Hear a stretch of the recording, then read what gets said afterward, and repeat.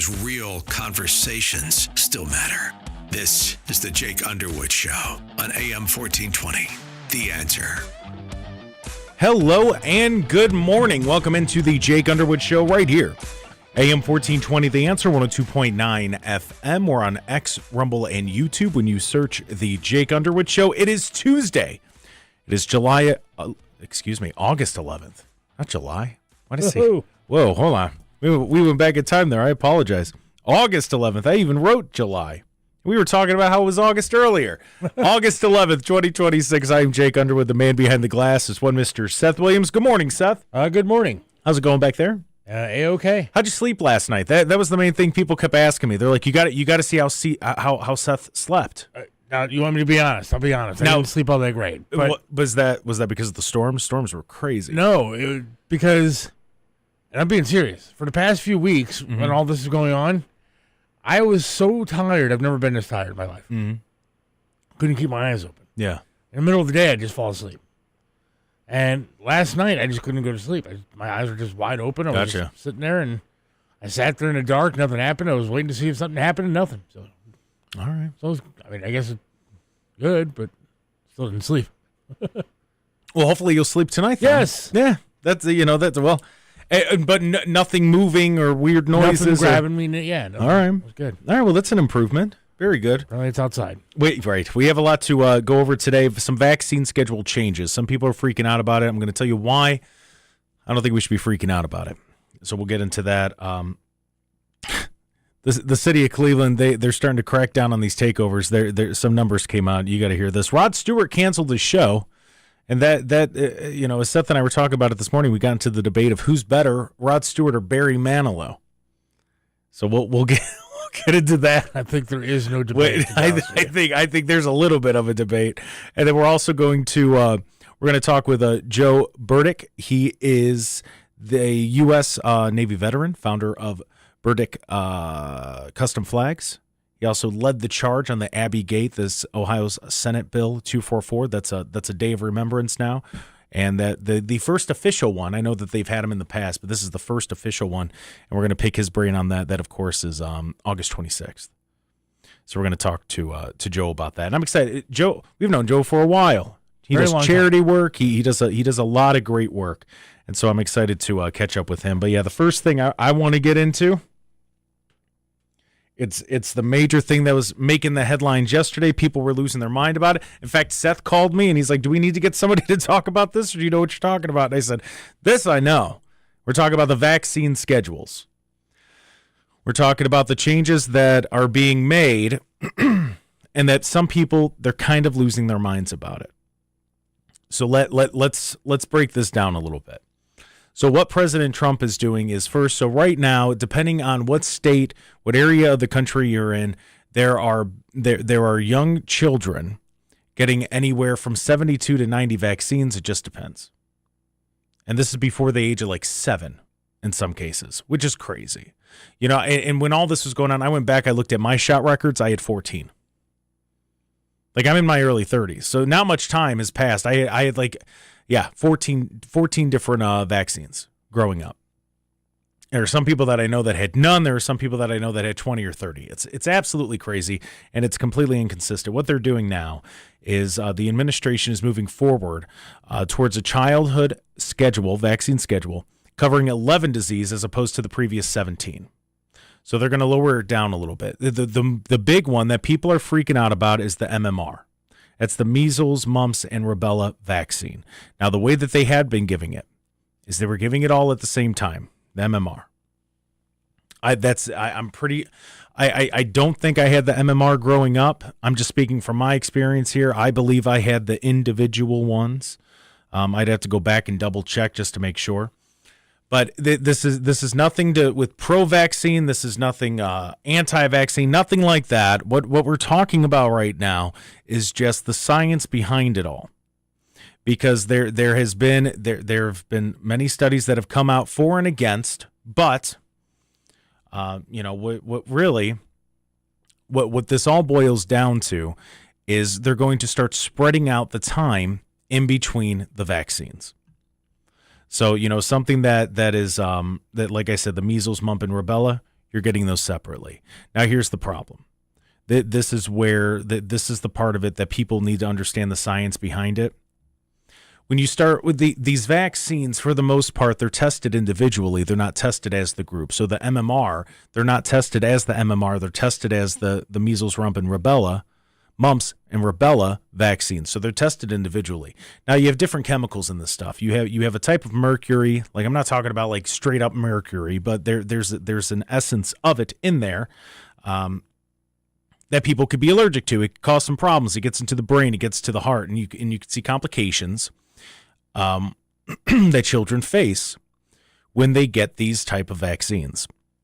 So the Trump administration is looking at this and they're going, well, hold on, let's take a step back here, because we know that when we combine these different things, and the problem is this also, some people, some of these shots, they're given 2 to 3 weeks back to back to back. That's not good. You have to be able to see how the child is processing, getting this stuff into its system. Because you also have the aluminum salts that are in these vaccines, a lot of these different things. And I want to make it perfectly clear. Yes, the polio vaccine saved a lot of people, but it's not the same polio vaccine that it was back in the 50s that it is now. It's not that same type of vaccine. They are constantly making changes to these, and sometimes they go completely unchecked. They go completely untested, and when you ask for it, they sit there and they give you the runaround. I know, I've been there. So it makes a lot of sense when it comes to spacing out or even giving fewer vaccines, because at that point you can actually have a recovery period and an observation period to be able to see how the child is responding to said vaccine. In no way am I saying that it's bad. In no way am I saying that it's good. I'm just telling you what it is. If they space it out like they're talking about, they're going to go from 17 different combinations to 11. And as I said, space those out. So you're going to have fewer vaccines. You're going to have more observation time between the vaccines to be able to see how the child is reacting, whether there's an allergic reaction, whether there's swelling in the brain, whatever it might be. I heard a lot of stories when I was working when I was working with Maha. I heard a lot of stories about how the child, parents are coming up to me and they're telling me the child was playful, joking, laughing, giggling. Just that had life in its eyes. And then he goes and he gets a vaccine or a group of them. And then you see the giggles start to stop. And you just, the child's acting completely different, or the child gets sick. And it's something that's very serious. So we need that observation period. To be honest with you, when you think of it, it's crazy to think that we didn't have the observation period in the first place. How are we just injecting children with these things and not waiting to see how it would react with the child? Because here's the thing. That's what you have to remember. Science, and we can make, and I know some people make the argument you have to follow the science no matter what. But this is just the fact of it. The human body is different with each and every one of us.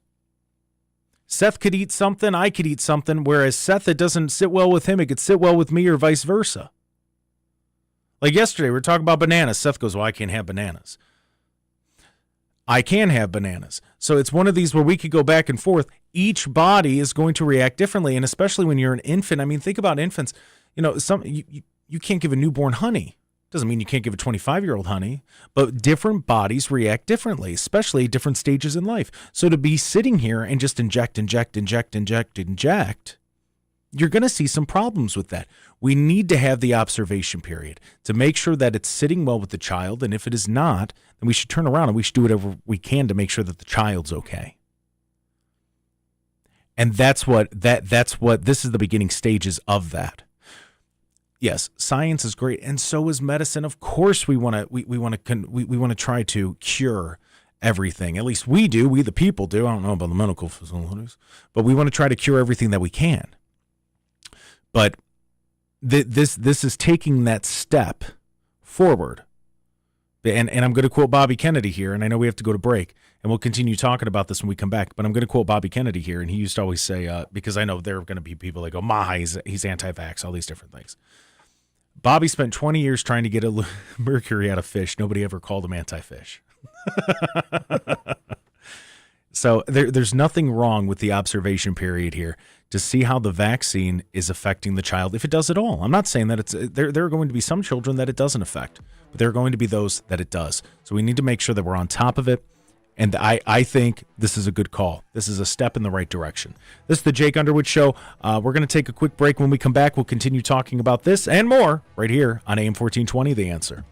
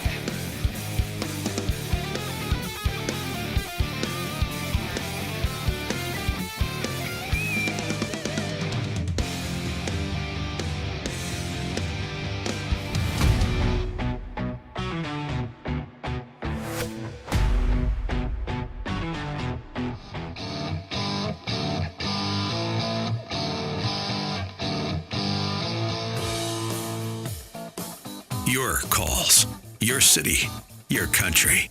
Back to the Jake Underwood Show on AM 1420. The Answer. Welcome back to the Jake Underwood Show right here, AM 1420, The Answer, 102.9 FM. More on X, Rumble, and YouTube. Just search the Jake Underwood Show. We will have an after show today. So that's exclusively on Rumble. You can find that usually, I think around like 12:05-ish, about 5 to 10 minutes after the show ends is when we get started there. We're talking about some of the changes that have been made with the vaccine schedule. Now, I will say this, that, people are, everything's got to be so polarized now. There can't be people that go, oh, okay, well, let's see how that works out. No. Everybody has to be an expert at everything. And there were some doctors who came out yesterday, all over the country, but, they... And it's all been the same thing. It's almost like they got the same email to make sure that they, they all say the same thing. But Bill Cassidy, and if you know Senator Bill Cassidy, he's the Republican chair for the Senate Health Committee. He was one of, when Secretary Kennedy was going for his confirmation hearing and everything, he was one of the biggest challengers of Secretary Kennedy getting that job. Now, with that said, I believe he ended up voting for him to confirm him. But, he said that he's a doctor, this executive order is wrong, and the president does not have the expertise to make these changes. So, it's that fear. It's that fear in it all, which, of course, we're talking about children and we're talking about medicine. So they know that anybody can capitalize on fear when talking about this stuff. But the main thing, the main thing to remember here is that the reason why, and this is my opinion, but the reason why they started to space these out a little bit is because you have to remember the infant's developing. The child is developing at all time. And if it receives, multiple products containing these active ingredients or these boosters, for lack of a better word, simultaneously, they don't know if there is a problem that is caused. They don't know what exposures are hurting the child. They don't know. So there needs to be a little bit of a waiting period in between each instead of just boom, boom, boom, boom, boom, boom, boom. All right, you're off. You're good to go. There needs to be time in between. At least that makes sense to me. That's how we are with anything that we do. That's how we are. Food, whatever it might be, we always give it that time. So I probably agree with the senator that President Trump does not have the expertise to make a statement on these things, other than the fact that I'm sure he was advised by people that do. Right. As crazy as I think Donald Trump is at times, yes, I doubt that he's out there just signing an executive order saying we're changing all vaccines without legitimately talking to a doctor or two, right, to see if this might be a good idea. So, this is pure. This is my opinion, and now I'm getting Seth's. So you think there's a chance that the Trump administration spoke with the doctors that are on staff and different doctors from around the country, and they said, hey, this might be the right thing to do? I'm guessing that he was advised by somebody other than his child down the hall or whoever happens to be mopping the floors that day. I'm assuming there is a doctor involved. Yeah, that's the funniest part to me, of course, and it was Senator Bill Cassidy that said the remarks that we're kind of joking about here. But, the sad part is I'm sure that there are people that think like Trump went up to a kid and he was like, do you like taking shots? And the kid was like, no, I don't like taking shots. And he's like, that's enough for me. Let's change it up. Like, no, not at all. No, there was a lot of time put into this. I'll be honest. I know that when I was at Maha Action, and that was last year, they were looking into this stuff, and they did everything they could. Every study they checked, they tried to check every box that they could to make sure that they did the proper science when it comes to this, because you don't just want any science, you want the correct science. You want the right science. And when I say that means science that agrees and disagrees, and you put it together and you come up with a good answer, the best that you can based on the information that you have. I know that sounds crazy considering how it's been handled in the past, where we just throw anything out there and we go, nope, this is what it is. But at the same time, and listen, we were on the spots here, so I guess I'm calling us out too. But of course, this is the way that some people are going to act, because this report is brought to you by Pfizer. This report is brought to you by Johnson & Johnson, Moderna. So there's a lot of money involved in all of this. But as I said, when you just look at the science of it and you look at the common sense of it, like let's say you're eating something spicy, like let's put it down, down to bare bones. Let's say you're eating something spicy and you're not sure how your body's going to react to it. You're going to sit there and eat 25 hot wings in one sitting or 6 hot wings in one sitting and then, well, I seem to be fine. Let's do some more. No. You play. What do you do first? You do the, how hot is this? How hot is this really? You slow roll it a little bit. Right. You got to slow roll it. Because if you just hop in, ooh, those side effects are rough. That's the text from the 440. It says, Jake, I completely agree with you, but to play devil's advocate, you're talking about essentially testing on children on a case-by-case basis. Is there a way to reverse it if there is an adverse reaction, or do the parents have to sign a waiver saying that they accept any adverse or unexpected reactions? All right, well, here's the thing with that, and thank you, 440. So, and you're not even necessarily playing devil's advocate. So either way, because, like I said, each child, especially when they're an infant, you might not necessarily know what they are allergic to and what they're not and what reactions they're going to have. So there is no way to hold them accountable, and that's 1986. That's one. And listen, I love Ronald Reagan, but that's one of them where I'm going, Ronnie, buddy, what were you thinking? But yeah, no, there's no, they can't be sued. You know, the same things that we saw with Bayer Monsanto when it comes to glyphosate and how they were able to receive the immunity. The vaccine companies have the same thing. So there is none of that. So you kind of have to work around that a little bit. But, and I wouldn't say that it's necessarily testing on the children, although I could see how it can come off that way. In my opinion, the way that I see it is, if this is something that the child's going to need, you know, if you're talking about, you know, the measles, mumps, rubella, chickenpox shot, whatever, you know, whatever it might be. And even later on when you have the shots that you have to take to get into high school, each child is going to react to it differently. So either way, there should be a spacing out period. Some people are going to be fine. Others are going to develop rashes or even worse. And believe I've seen some of the horror stories with it. It's very sad. But had there been given that enough time, I don't know offhand because it changes per. Like, you know, it would change, you know, depending on the situation and the reaction. It's not like there's just going to be one adverse reaction to said vaccine if there's an allergic, whatever it might be. But yeah, there are ways to work around it if you catch it in time. And that's the main thing. It's if you catch it in time. But thank you, 440. No, that's a good point. And yeah, look, I would argue that we've been testing on children. Just by, you know, loading up 72 shots. What are we doing? 72 to 90? Seth, how many vaccines did you get growing up? I have no idea. Yeah. How am I supposed to know that? You have a shot record. Where's that at? I know where mine is. Mine's in the top drawer. I have no idea. Yeah, no, I got a little card. Would be. I got the little card. My parents kept it as I was growing up. I don't think my parents kept a whole lot about me. Well, I mean, your dad might have it. No. You don't think so? No. Maybe it's in a box somewhere. You got a box somewhere? No. You got boxes? No box. No pictures. No. Well, did you have chicken pox growing up? I have no idea. What do you know, Seth? Not a whole lot. All right. Hey, you know what? That's fair. I know I'm hungry. You're hungry? You got your granola bar. I know. That's all I know, though. There you go. I don't really know a whole lot. This is the Jake Underwood Show. We're going to My parents thought that I may have rolled into a pile of red ants as a kid, but they thought it might have been chicken pox. They don't know. What? Yeah. All right. Because I had like bumps and stuff all over me. But you survived. So, yeah. I'm here. That's true. And we're happy for it. So I don't know. Could have had chicken pox. Interesting. Maybe not. All right. We're going to take a break. When we come back, we'll continue talking about this a little bit. And I'll give you the details on the city of Cleveland cracking down on the takeover. We got numbers. We're going to get a check on traffic. We'll be back right after this.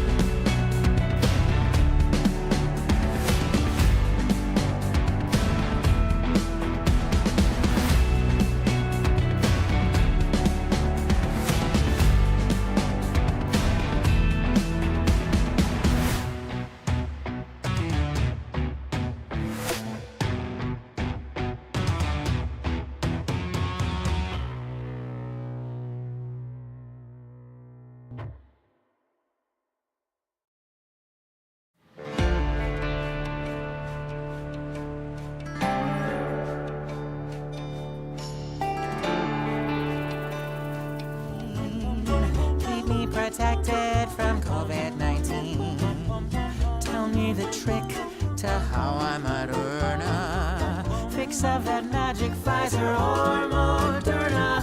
Biden, give me a poke. They call you sleepy, but you're pretty woke.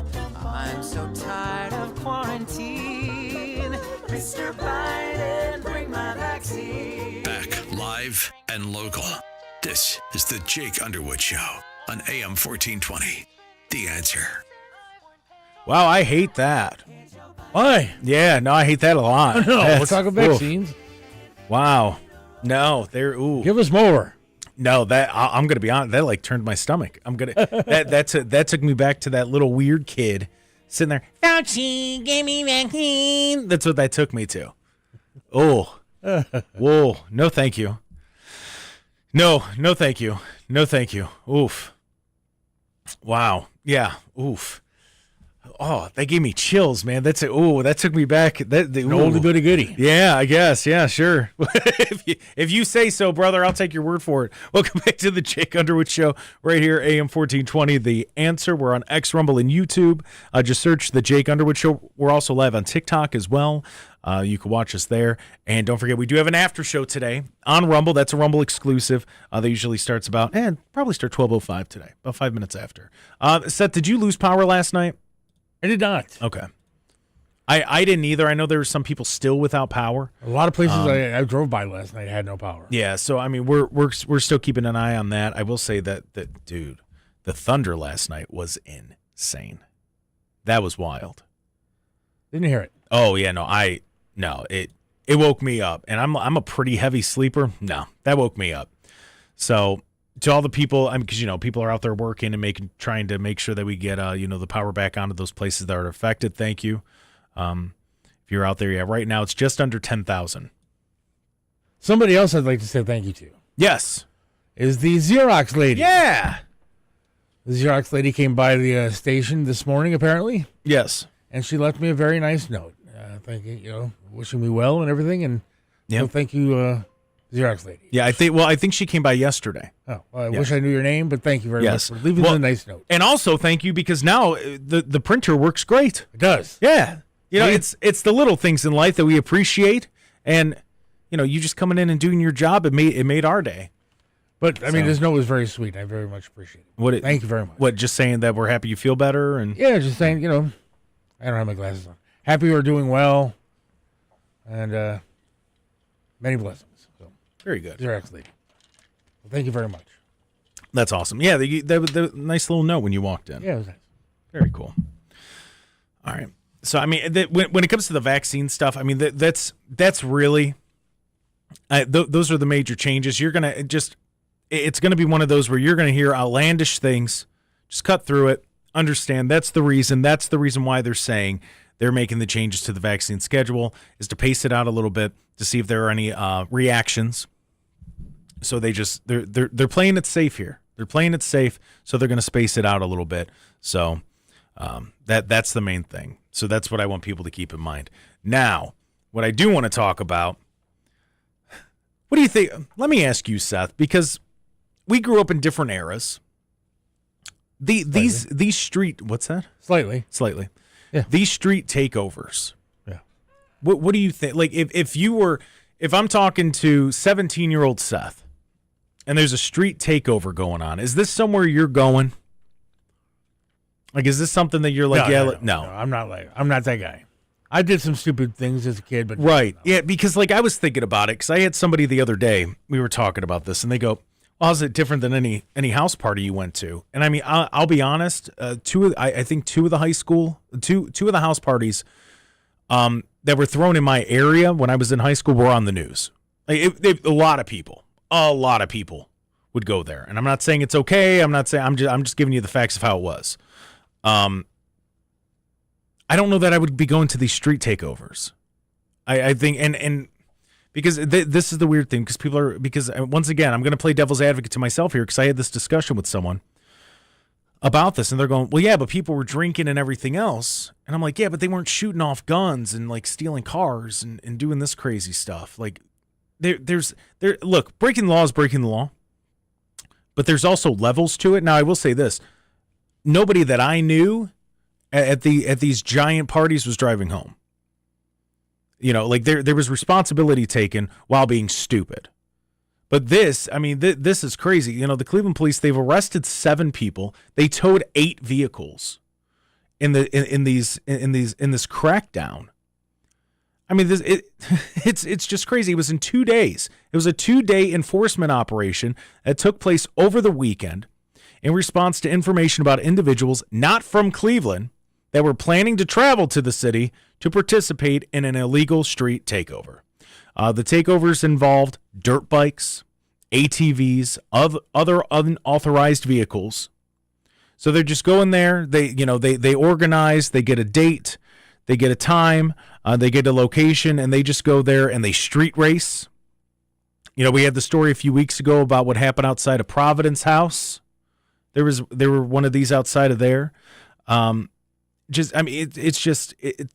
This is just crazy. Well, and the city has not dealt with these properly in the past. Yeah. If you deal with them properly and start busting heads of these thugs, and that's what they are, then they maybe don't do it again. Yeah, 7 people were arrested. Multiple traffic tickets issued, 8 vehicles towed, 4 dirt bikes, ATVs towed, including one that was reported stolen. 3 handguns recovered, including one with an extended magazine. Drone equipment, a camera, and a laptop were also recovered. Street racing, compliance with lawful orders of a police officer fleeing. So, as soon as the police show up, they just take off. And then operation in willful discard of safety. The department also coordinated with other local and out-of-state law enforcement partners with one clear goal in mind: to prevent dangerous and illegal street activity, protect Cleveland residents and visitors, and hold those responsible accountable. This is courtesy of WOIO Channel 19, so thank you for the report on that. Have you ever been in one of these group of street thug kids on the motorbikes and stuff? So not like what this is. I have had those moments where I'm driving around in Cleveland. I'm going to see a friend or whatever, and I'm stopped at we're stopped at a green light, and we got, 50 dirt bikes zooming past us. I have had that. It's ridiculous. And I had that happen once, and my family's in the car. Yeah. My daughter's in the car. Oh, yeah. When she was young. Uh-huh. And I'm telling you right now, there would have been speed bumps to me. It's not going to matter to me. I'm not going to endanger my family because you want to be a jerk. Right. That's just not going to happen.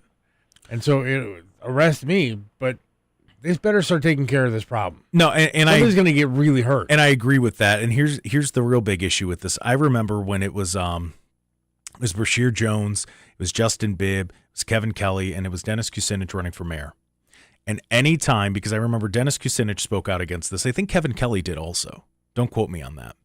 But when they would start to attack this and say, something has to be done about this, this is ridiculous, they would turn around and they would start claiming racism and how dare you. But so let me ask this question.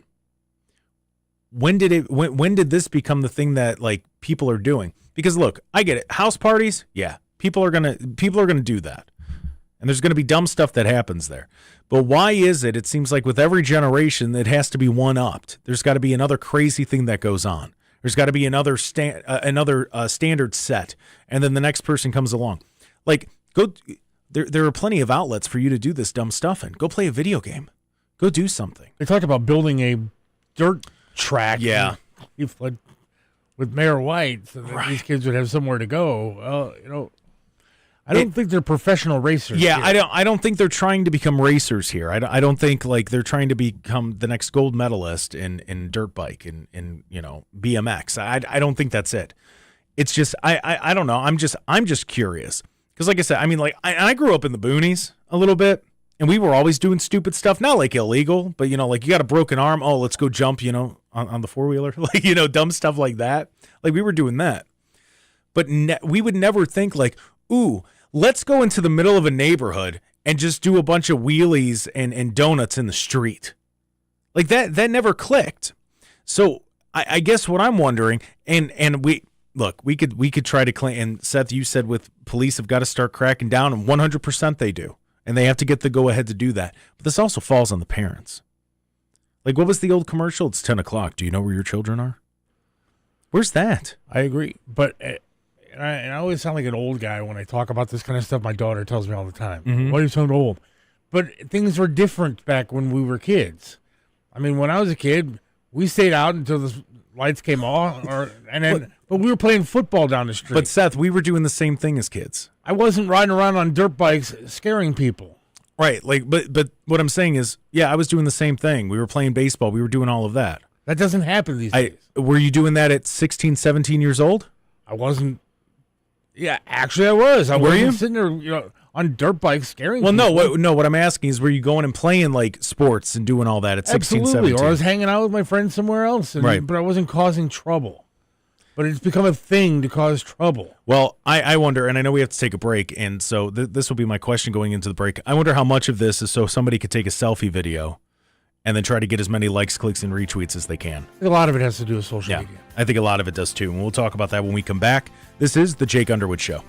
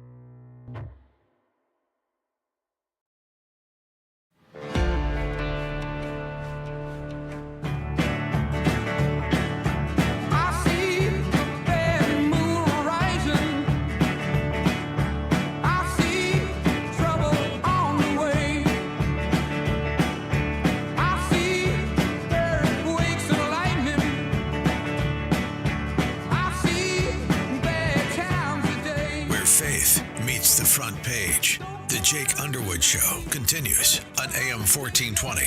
The Answer. Welcome back to the Jake Underwood Show. We're talking about the street takeovers, the crackdown on them. Somebody texted in this from the 216. They said, street takeover? Can you say flock cameras? I'll tell you what, 216, that'd be great, especially when they put out, the footage. Then at that point, you don't even have to take the selfie while riding on the dirt bike and shooting the gun up in the air. You could just take the flock camera and post that. That's great. What a great idea. Let's put a flock camera everywhere. And you know what? Let's just slowly get rid of more police. And then eventually we'll just have cameras everywhere. And it'll be great. And then we'll use the farmland to store all of that footage. That's a great idea. I'm not saying that I disagree with you. Uh-huh. But in that instance, what would it do? Would it stop them? Flock cameras wouldn't it might deter some because they know that somebody's watching them and they could get in trouble for it. I mean, we've seen videos of police literally just following these people as they take over the streets and not doing anything. Right. So they know that the police aren't going to do anything, but maybe they would worry a little bit. They're caught on camera and it might get out there and somebody's going to. So you think that they would worry more about the camera watching them than the police? I have no idea what they're going to worry about. No idea.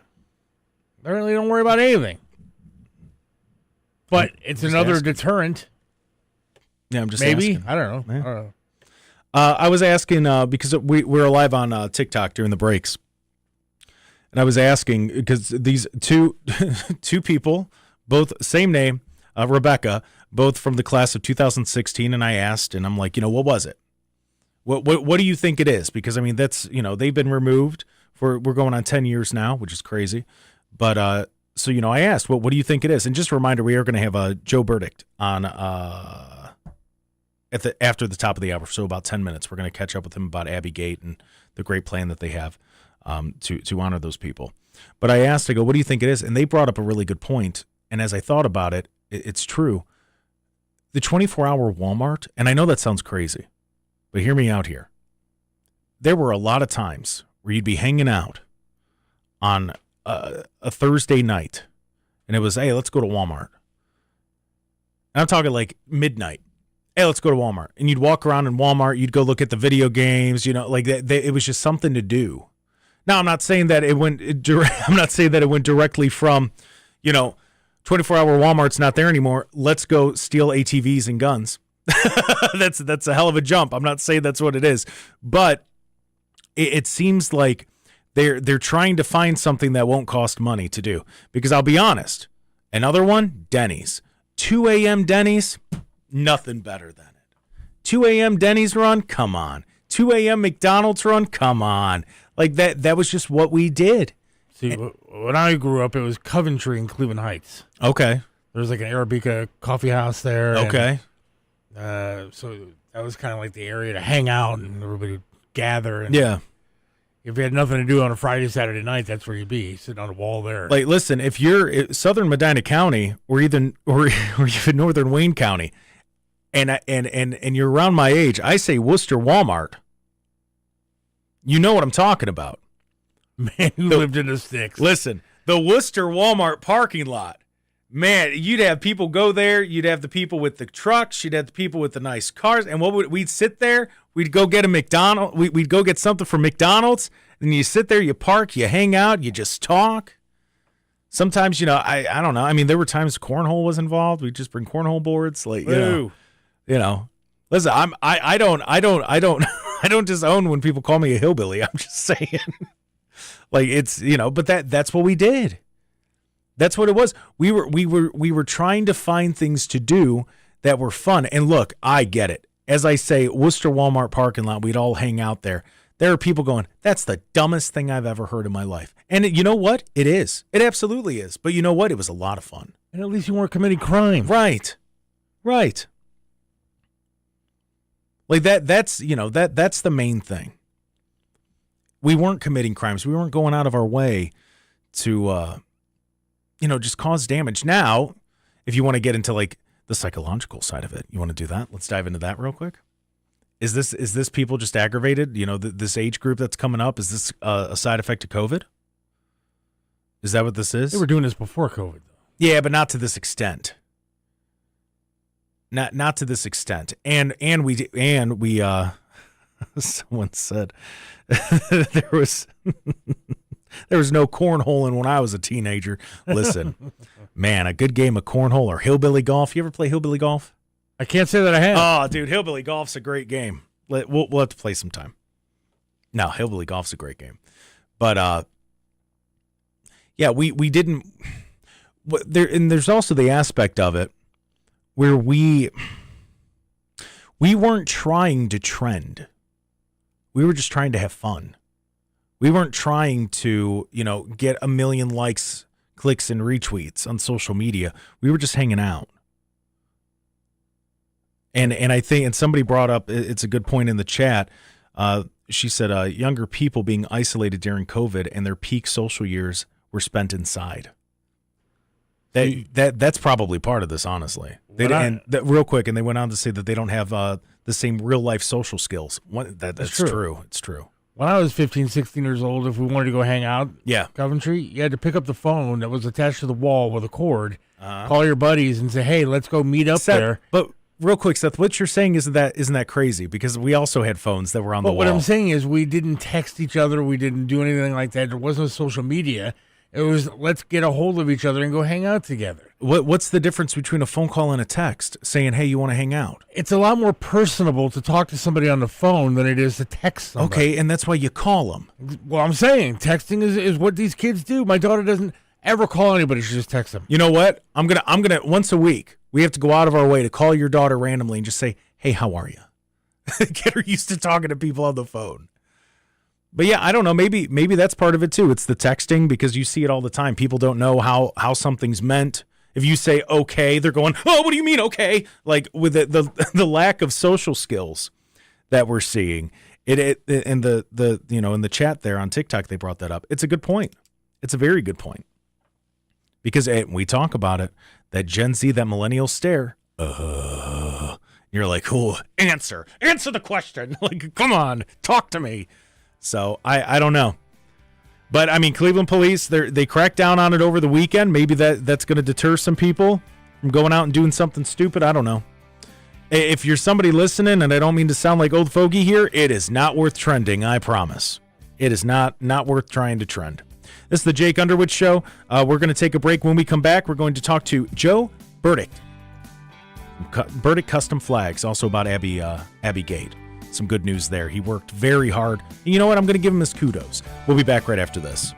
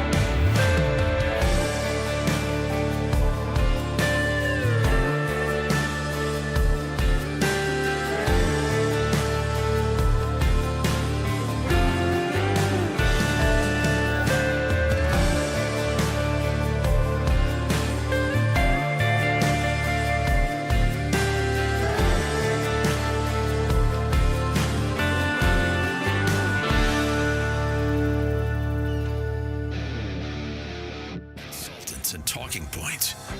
It's for people who work, pay taxes, raise families, and live here. This is the Jake Underwood Show on Cleveland's AM 1420.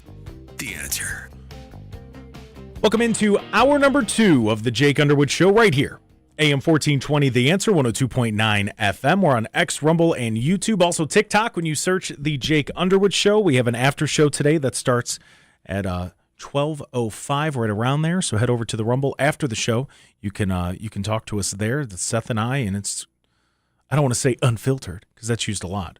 But it's just kind of, we're just chopping it up. We start talking about stories, whether it's, stories with the big guy, or, what we've done in radio, just life and different things. So head over and check that out.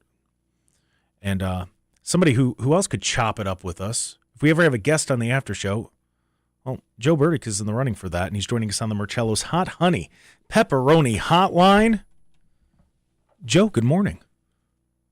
Oh, hold on. I'd love to be on the after show sometime. Yeah, we're going to have to do that. Because, we do the after show and everything. And, I mean, if there's anybody that could tell some stories, because Seth and I realize when we start talking about, the stories that involve Seth and I, we remember the end, or one of us remember the beginning. We never remember the middle. So there's got to be somebody out there that could fill that in. And that, Joe, you would definitely be able to be one of those people. Let's do it. So I want to say congratulations again, because I know how hard you worked on Ohio Senate Bill 244 and this Abbey Gate Remembrance Day, and this was something, and it's been an honor of mine to watch each step as it happens, because legislation and getting it passed, it can be a pain, and you were persistent. You got in there and you did what you had to do. Can you tell some of the people listening that might not know about that journey, just tell us a little bit about that? Oh boy, yeah. So it started as a promise that I made to the Soviak family here in Ohio, that I would do everything I could to keep their son, Max, keep his memory alive. Obviously, Max was one of the 13 that was killed at Abbey Gate. Mm-hmm. That promise turned into my own Day of Remembrance in Seven Hills. It turned into a podcast, speaking and sharing the memories of some of those service members. And then from there, it was a chance meeting with State Senator Christina Rogner and Jane Timken, and telling them what I do in Seven Hills and how I wanted it on a state level. And they agreed, and they jumped into action the very next Monday, and we drafted a bill last year, presented it to the Senate, the committees, passed through the Senate 33-0, sent it over to the House. I went down to Columbus. I gave my proponent testimony, and the House passed 94-0, and then it went to the governor's desk, and the governor signed Senate Bill 244 into law on March 31st of this year, and it took less than a year to get legislation passed, which was a shock. Well, yeah, it just goes to show that when government wants to work together, they can. It's just getting them on the same page to do it.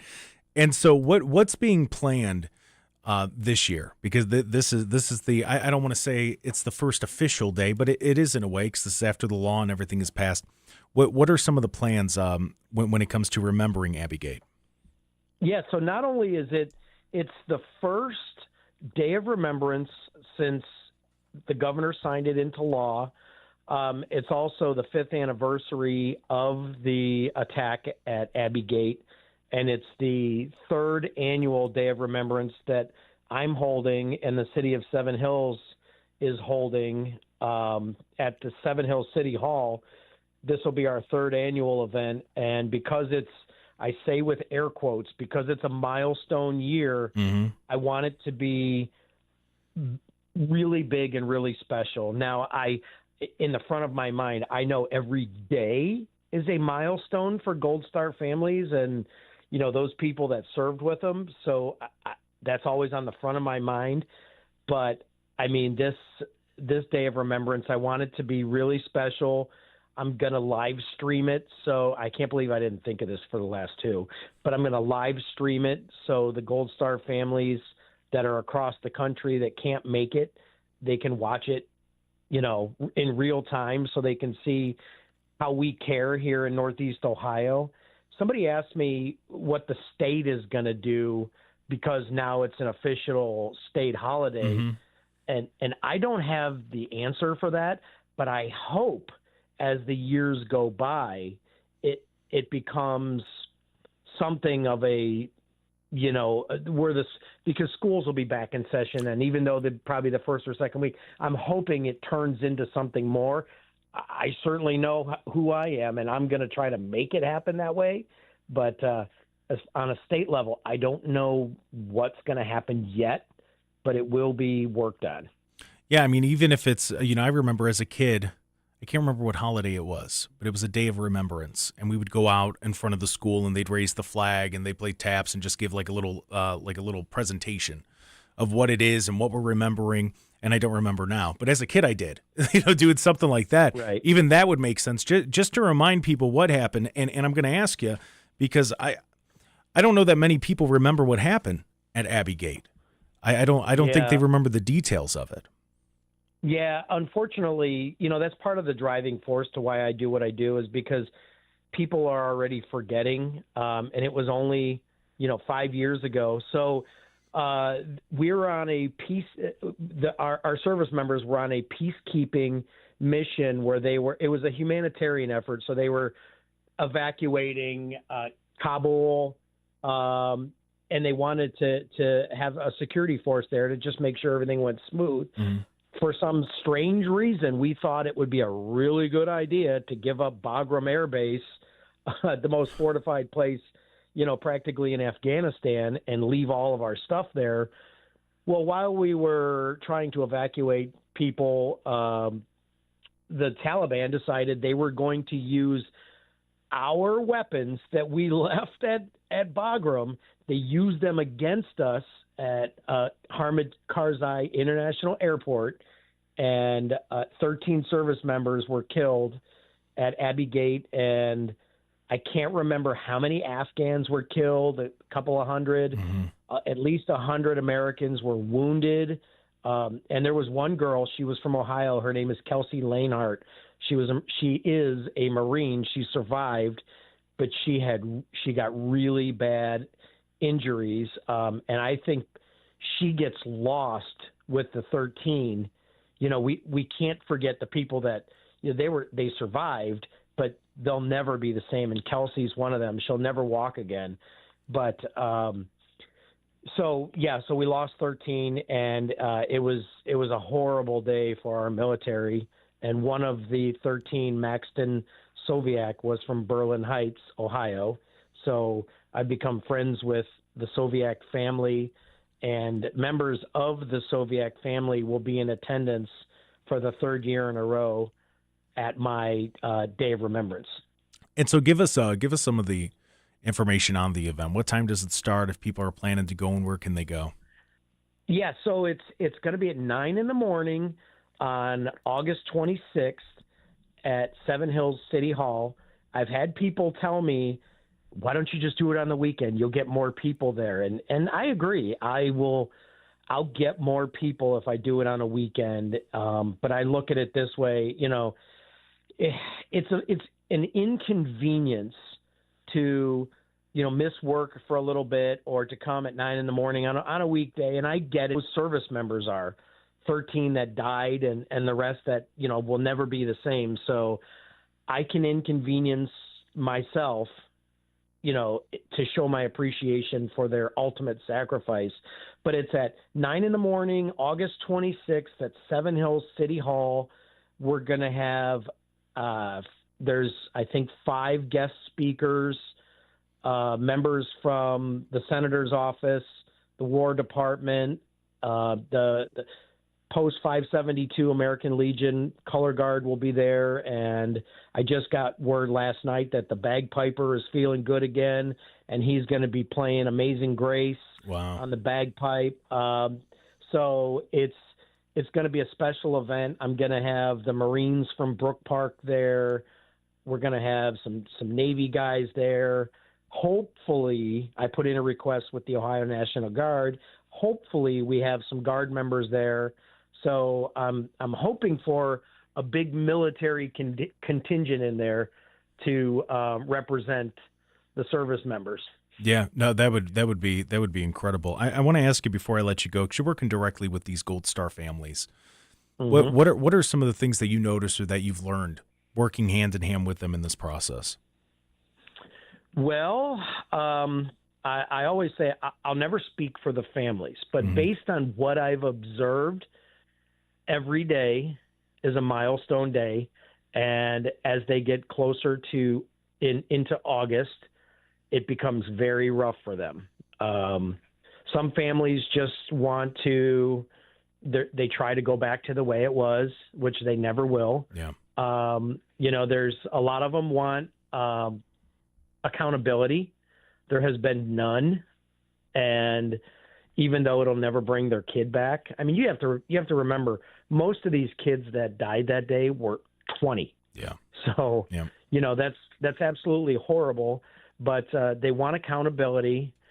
They want, and what I hear most of all is, I get a lot of thanks, and it thanks because I'm keeping their kid's name out there and their memory out there, and a lot of these Gold Star families, they thought for sure that they would be forgotten. Well, here in Seven Hills and in Ohio, because we signed that bill. Mm-hmm. They're not going to be forgotten, yeah. and they're grateful. So while it's a very dark day in their lives, I think it brings a little bit of sunshine, knowing that somewhere in a city that they've never heard of before 3 years ago, in Seven Hills, Ohio, people are gathering and we're saying their kid's name. Because, Jake, I believe that a service member dies twice. So the first time is when their heart stops beating, and the second time is the last time their name is ever spoken. Yeah. So I make sure that everybody in attendance says that service member's name out loud. So on August 26th, that will not be the second time they die. I'm going to keep their memory alive, and I always ask everybody to do the same. And it's, my heart goes out to those Gold Star families. I can't imagine that as a parent of two service-aged kids. Right. I couldn't imagine sending my kids off to war, and if they didn't come back, that people would forget about them. Yeah. So well, I do this for the Gold Star families. Yeah. No, I mean, you've done an incredible thing, and it's only going to get bigger. People are gonna. This is going to be something that's nationwide soon. I just, I wanted to say congratulations. And, when that's live, that live stream, we'll carry that for a bit on air just to make sure that the people here, if they're not able to make it, they can hear it. So, yeah. I'll send you the link. And speaking of national, I'm sure you got to go. But we have two, and I encourage everybody, and that's listening, there's two bills. There's House Resolution 116, and there's Senate Resolution 79. Those are both in our national Congress and the Senate. Mm-hmm. I would reach out to the senators, the congressmen. Jake, when these bills were introduced August 26th of last year, they haven't moved 1 inch. Okay. So nothing has moved at all on the national level. But my ultimate goal is to get these passed and make this a national day of remembrance, not just a state day, which, by the way, I also talked to a state senator from Pennsylvania on Friday. So we're going to be working on doing a companion bill and having Pennsylvania as the second state. That's great.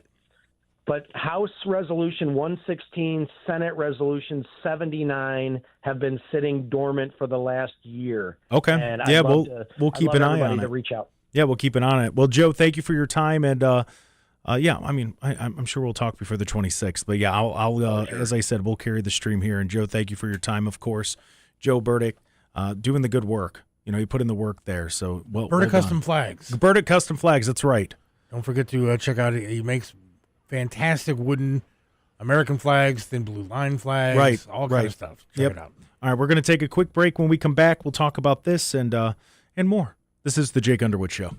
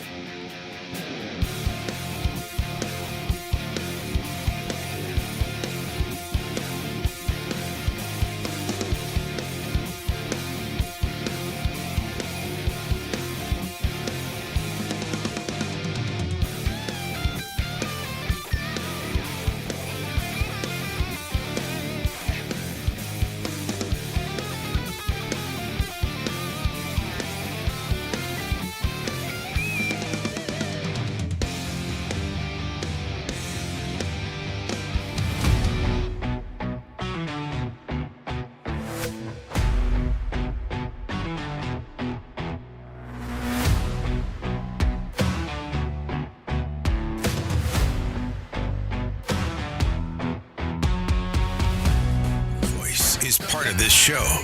Call in and join us. The Jake Underwood Show, live and local on AM 1420. The Answer. Welcome back to the Jake Underwood Show right here. AM 1420, The Answer, 102.9 FM.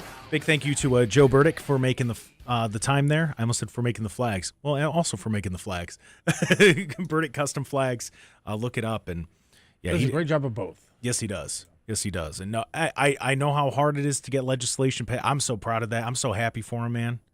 I just all of the above. Like, I mean, that I know how deeply he wanted this to happen. And so for it to be an official day of remembrance, it's such a big deal. And for us to, just take that moment out. I thought it was a good point what he made about I could hold it on the weekend, but let's remember it on the day that it happened. Let's remember what actually happened. And you know what? He will have it on a weekend. It'll be in on a Saturday. It's a Wednesday this year, so in 3 years it'll be on the weekend. So plenty of people will show up to that. But it doesn't feel like 5 years ago. No. That's the craziest thing to me, because and even like as I was doing like the show notes and everything, like I saw August 26, 2021, but he actually said it and I'm like, wow, okay. So I mean, just man, what a time. That was such a It was a crazy year though, altogether. Yeah. That was very sad, but yeah. It's good that we will remember them. And that's always going to be, it's always going to be there. Yeah, it's a great thing Joe did. Yep. Yeah. So and a big thank you to him for doing that. I didn't get to ask him. Is he a Rod Stewart or Barry Manilow guy? But the big story when it comes to Rod Stewart, there was supposed to be the big concert tonight, and it was canceled. So he also canceled the show in Cincinnati, which that I understand. Who would want to go to Cincinnati? But he also canceled the show here. There was a rumor. Yeah, he got a minor medical procedure. He passed out on stage a little bit ago. Only reason I'm talking about this is because I know a lot of people who had tickets to go see Rod Stewart. Like, I don't know anybody. Yeah, no, I'm not exaggerating. Like 15 to 20 people. Didn't somebody in your family have? Yeah, my mom had tickets. Your mom, yeah, my mom had tickets. Tell your mom I said hello. I'm sorry that she did not get to go to the show. Yeah, no, she told me last night. She goes, he canceled. And I go, well, he's 80. What did you think? 80. 81. 912. I said his skin looks like it's 30 because they had it snapped back into place. That is true. Times. Yeah, he's got some super glue on his wrinkles there holding it back. But yeah, I told Seth before the show, I go, I'm going to be honest. I always confuse Rod Stewart and Barry Manilow. I don't. We'll have to play some later after the break, maybe. Yes. And then what, compare? Yeah. See if I know? Because I don't think that you could, some of the songs. Yeah. Barry Manilow was so bad. No, he's not. Stop. Barry Manilow is awesome. Copacabana? Mandy? Come on. If you went home tonight and you looked your wife in the face and you started singing Mandy to her, she'd fall in love with you all over again. She would laugh at me. If you look at her go, I never realized. Oh, how happy you made me. Oh, my goodness. She would. She'd fall in love all over again. I can't say that she would. You don't think so? No. No. All right. Well, maybe if I grew legs. But I don't think that has anything to do with it. Barry Manilow is going to work. No, I think singing Barry Manilow would do it for you. This is the Jake Underwood Show. Yeah, that's the big news. One of the big concerts, one of the big events tonight was canceled. Wanted to make sure you were aware of it. We're going to take a break. When we come back, we're going to talk about a lawsuit that's going on against the social media companies. It's still ongoing. We'll talk about that more when we return. This is the Jake Underwood Show.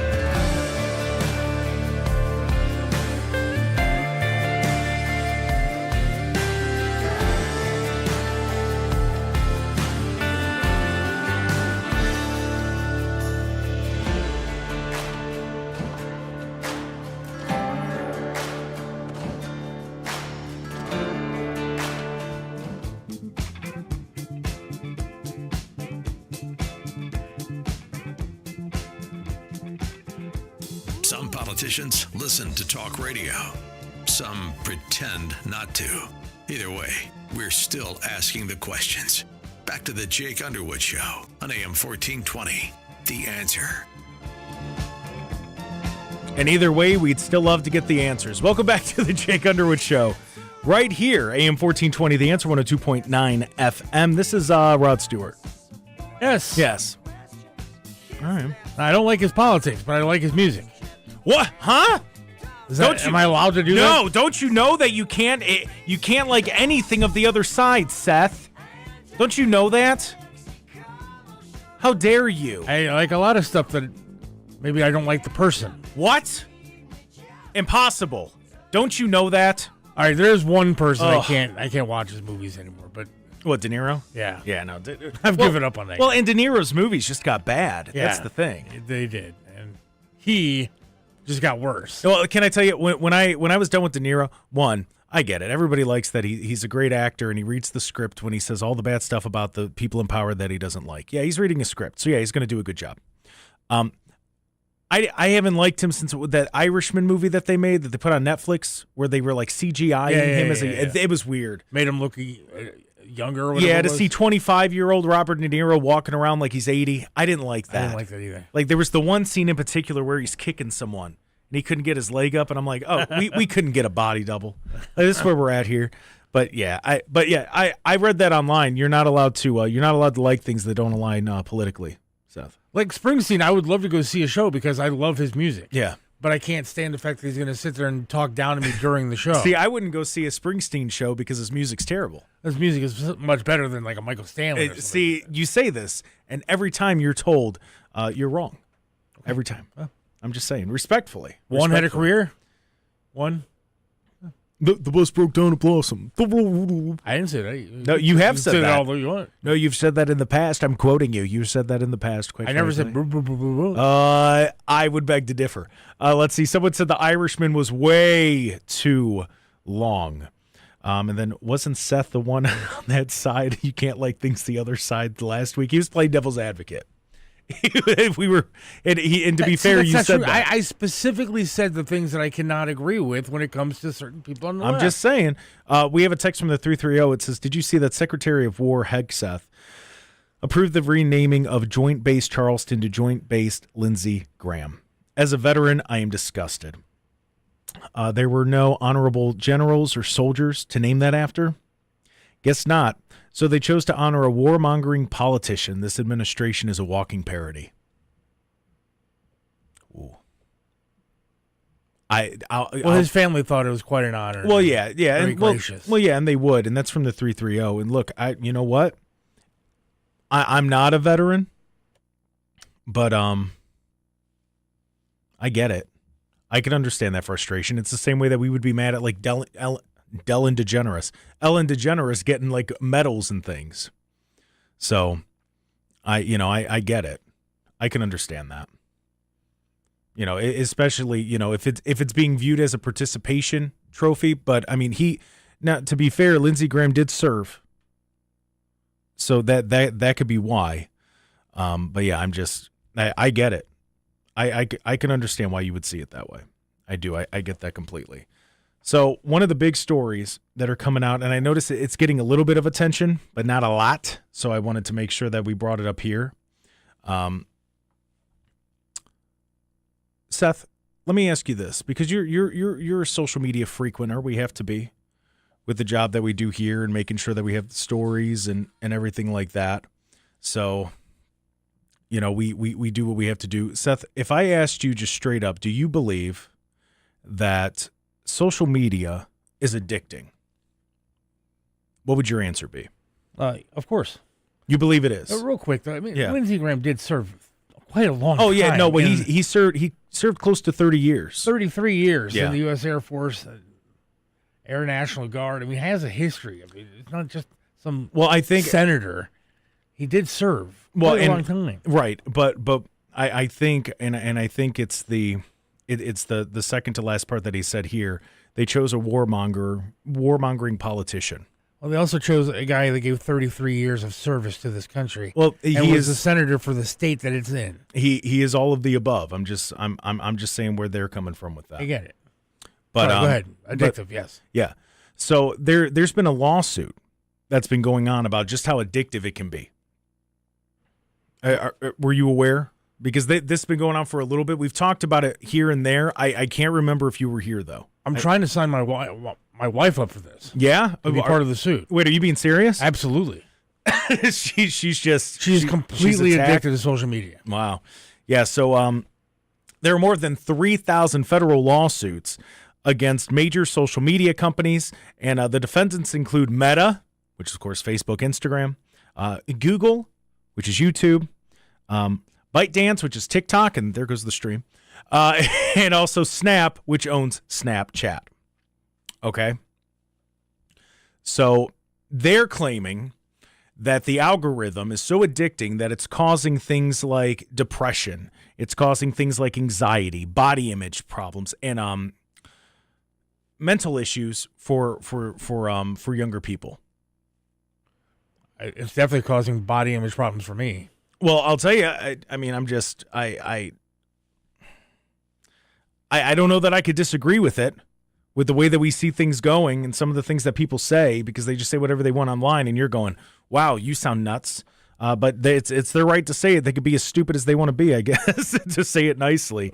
But the broader, the argument that's being made is that they designed Instagram, TikTok, Snapchat, or YouTube in ways that basically were kept to make people or kids constantly using the product.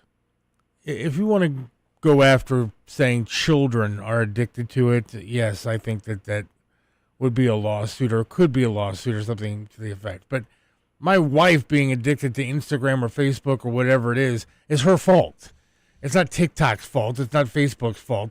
It's her fault. Would you say she's an adult? She has the choice to make, and she can make that choice.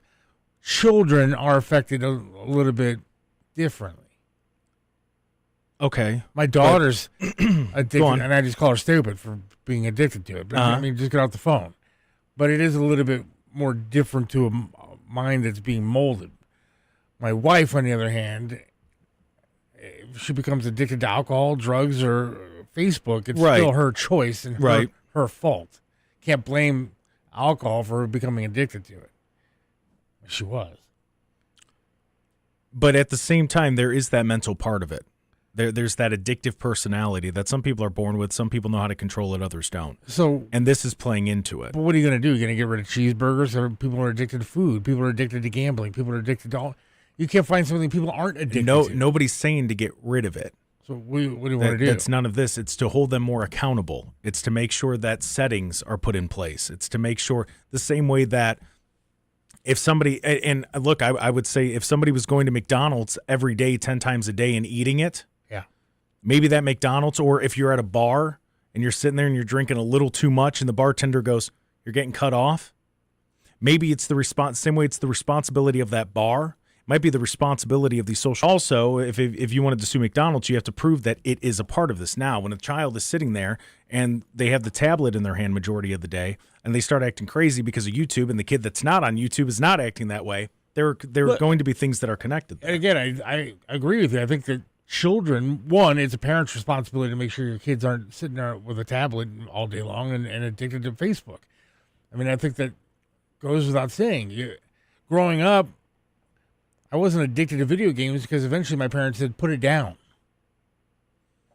I mean, that is a parent's job, right? Right. So do we blame the social media company, or do you blame the parents? Me personally, I think it's all of the above. Okay. Now with this said, the important thing to remember with this lawsuit is that in no way is this to say that Meta, TikTok, Google, or Snap are guilty of intentionally making people addicted to this. See, that's where I differ. I think that the algorithms are put in place to make sure people don't put the phones down. I think that's what it is. They understand the endorphins that are released as you're scrolling through and you see the puppy, even though it's an AI puppy and it's not a real dog. It's not a real dog. But people are still going to sit there and they're going to comment, God bless, and there's money being made off of this. That's my problem with all of this, is that There's major money being made off of this. Now, it's not just parents getting involved in this. We have 29 attorney generals from different states. We have companies, governors, all these different people that want answers as to why and what the algorithm is doing. That's the main thing. So there's already been major verdicts against Meta and Google. If you remember, in New Mexico, it was $567 million. That basically that money, Meta was ordered to put that into a teen mental health fund to make sure that they do a better job protecting people on the apps from these algorithms and different things. That's the main thing here. And I think that's important because it's different in a way because Seth, you brought up alcohol or you brought up drugs. It's different in the sense that this is kind of brand new. This is all still relatively new. And the effect that it has on the brain, we're not 100% sure of it yet. As you sit there and you just doom scroll all day, and whether it's creating the echo chamber for yourself or for your friends, whoever it might be, whatever that algorithm is serving up to you, those companies are responsible. The same way that if the product that we served you here, we're responsible for that. And when it's really bad, we take responsibility, but we're responsible for what we serve you, what we give you as a product. And these social media companies, they have to be held to that same standard. They absolutely do. I think you and I are missing the boat here. We need to quit this job and go open up a treatment facility for social media addicts and charge, and we'll make a killing out there. We'd have to buy a house out in the middle of nowhere. Yeah. Have a fenced-in yard and chairs outside. Go outside. Put your phone in the bowl. Yeah, put your phone in the bowl. Go walk outside. We're going to touch grass today, and we're going to pray a little bit. Absolutely. And take a breath. That's how that works. Killing on this one. This is the Jake Underwood Show. I'm going to dive into some of the details of this because it is interesting. It's interesting what they're bringing up because it's the development of all of it and what it triggers in your brain, and that's what they're going for. That's the issue. But yeah, we're going to take a break. When we come back, we'll continue talking about this. This is the Jake Underwood Show.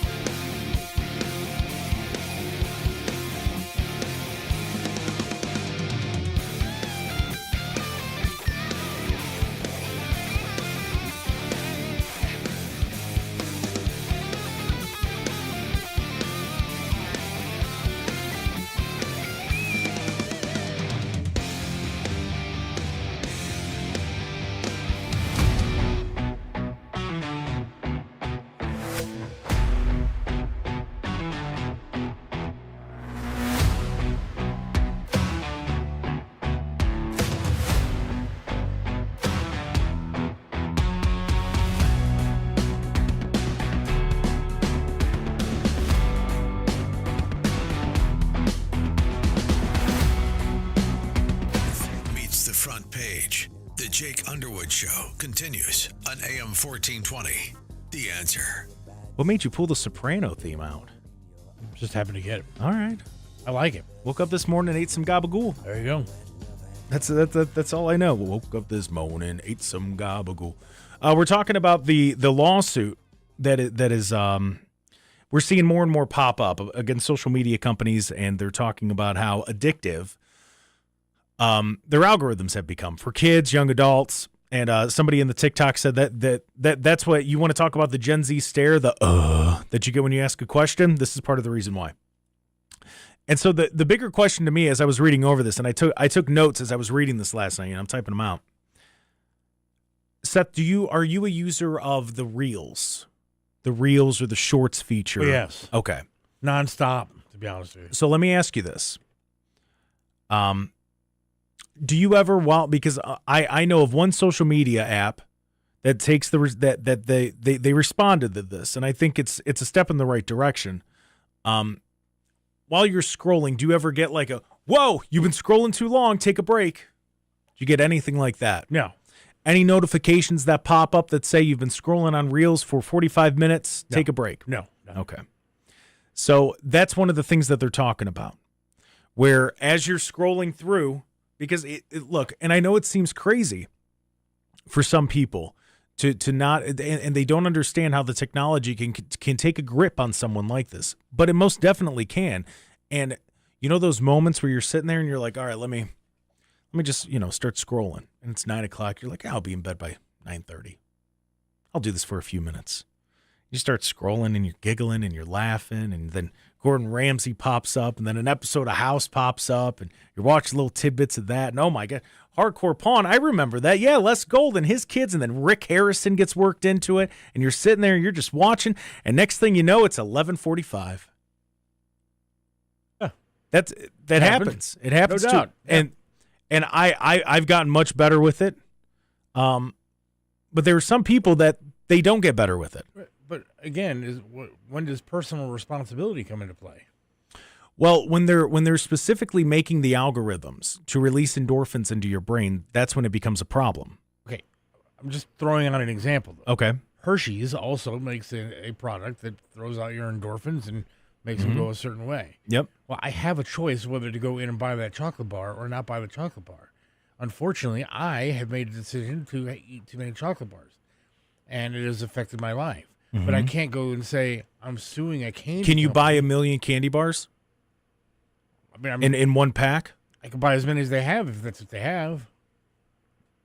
I mean, I've been to Hershey World, right? I came home with 6 boxes of Hershey bars. What's the serving size on the back of that? What's the recommended serving size on the nutrition facts? You think that I read the back of a Okay, candy bar? so then at that point, it is your responsibility to read the back of responsibility. it. Okay, what's the serving size for Reels based on these apps? No idea. There isn't one. Doesn't tell me. There isn't one, and that's part of the problem. If it did, it's probably going to be in Facebook settings, and you have to go in to read their terms of agreement and all this kind of stuff, which nobody's going to do. Well, that's not true. You don't glance over the stuff? I never have. Never in a billion years. What are you doing? Doesn't matter what it is. You're giving up your privacy. Agree. You had no. Agree. No. Agree. No, when it comes to the terms and services, you have to at least scan it to have an idea of what's going on. I bought 14,000 iPhones in my lifetime, and every time, agree. See, that's crazy to me. You don't read it? Well, Why would you read it? Because you're putting your personal information into that. I'm going to buy it anyways. That's not the point. It's who has access to what. So if you ever, I don't agree with these terms, I'm not going to buy this. Or if there's an app that I've downloaded and I read the terms and services, yeah, I don't sign up for that service. If I want the service, I got to sign up for it. Agree. Wow. See, I think you're a part of this. I think you're a part of this algorithm. I think you're affected by this. So can I get on a lawsuit? Potentially, you Maybe. can. I got a lot of lawsuits. So yeah, basically, the main thing with this is that there's the 3,000 lawsuits against Meta, Google, TikTok, and Snapchat, and they're moving forward.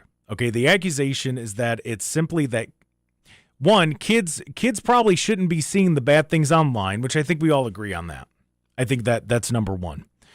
The allegation is that these companies actually designed their product to be addictive to children. And so when you're sitting here and you're talking about, it's like being mad at an alcoholic for drinking when they're addicted to it. And that's the way that this has been designed, is what this argument is. And now we're getting, and now the legal question is, are the technology companies, okay, are they saved from the liability the same way that we talked about with Bayer Monsanto, with glyphosate, same way we've talked about with vaccines, how there's no liability. I want to know what company's gonna have a liability against them, because it seems none of them are. We can always sit here and go, well, actually, so at what point does it become the person who makes the product? When do they start sharing some of the blame? I'm not saying all of it, absolutely not all of it. But when parents are coming forward, and now there's 3,000 lawsuits, and now remember, when I say 3,000 lawsuits, that doesn't mean 3,000 people. That means that there are 3,000 groups of parents that have gotten together, including 29 state attorneys, some governors, different things involved in this, where they're sitting there and they're going, I'm noticing this. This is not okay. Are you targeting our kids to make sure that they sit there and they doom scroll all day? And is that why they're having the reaction that they do when the stuff's taken away? These are the questions. This is the Jake Underwood Show. We have a break coming up. We're going to get a check on news. When we come back, we'll continue to talk about this, because I think there is a part of this that we're not realizing with the algorithm itself. It's being built to target you and what you think and to keep you there. Children don't know better. This is the Jake Underwood Show. We'll be back right after this.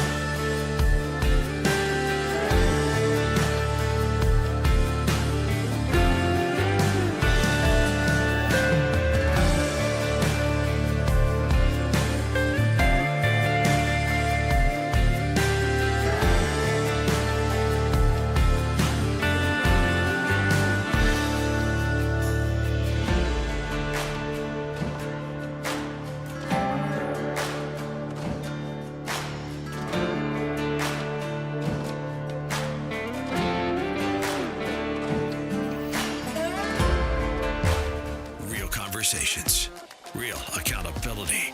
This is the Jake Underwood Show on AM 1420. The Answer.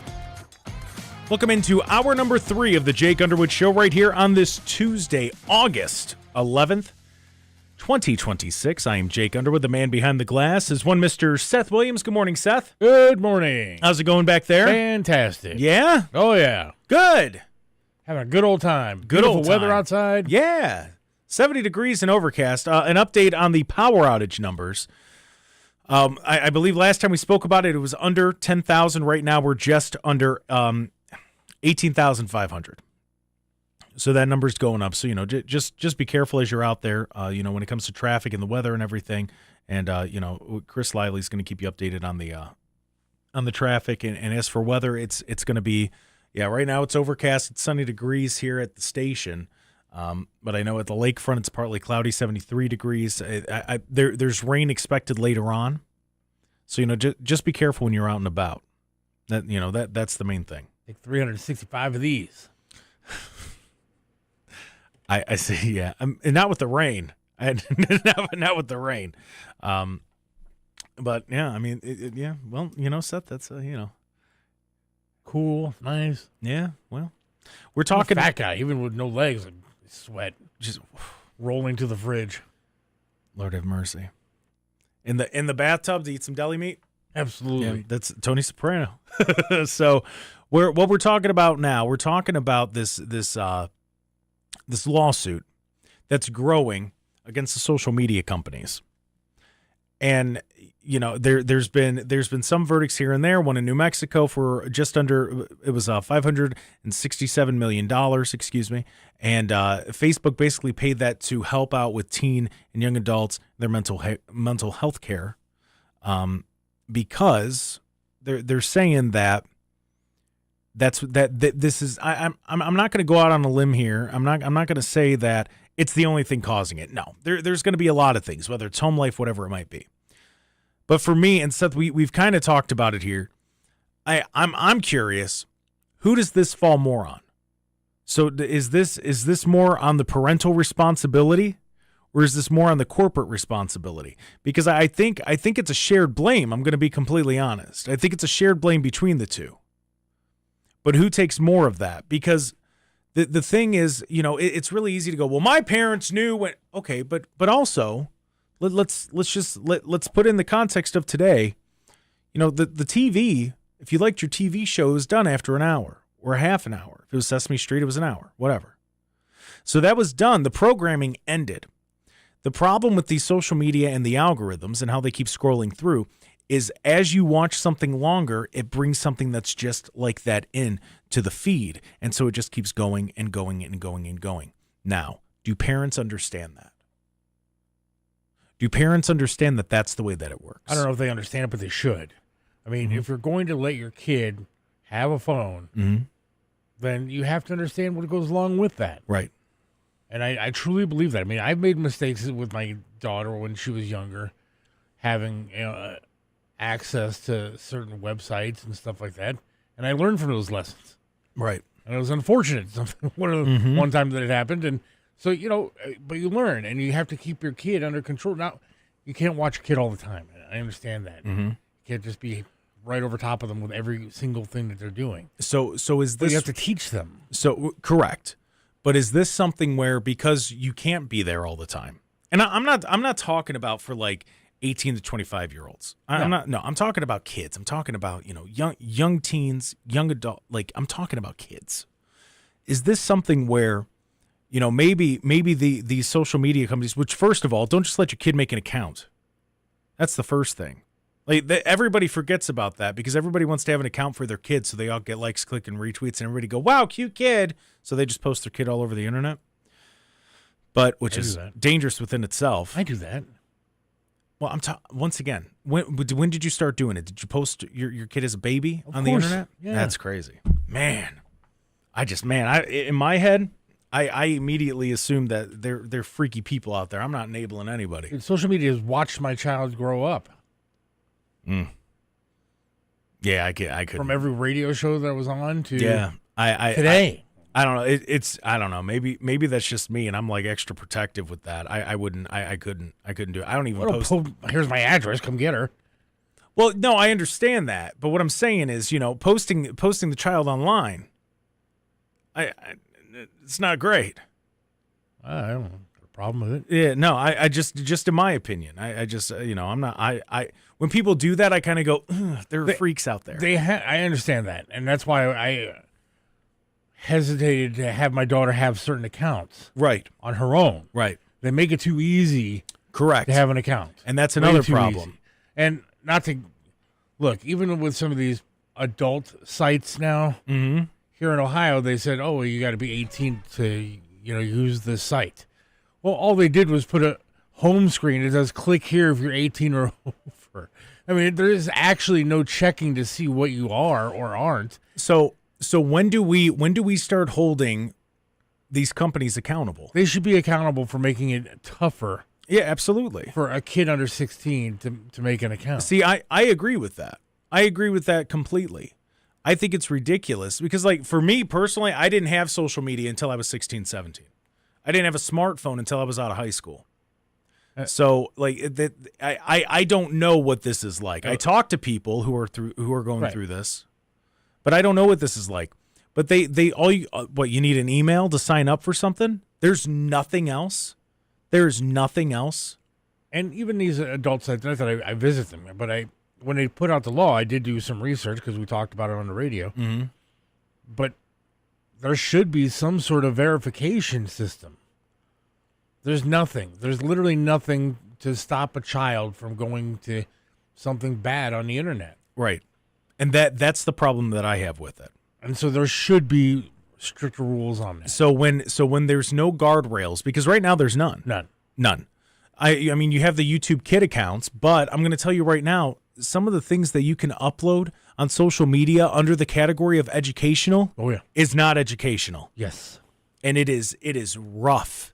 And it is something that could pop up into your child's feed and you would have no idea. You ever heard of furries? Yeah.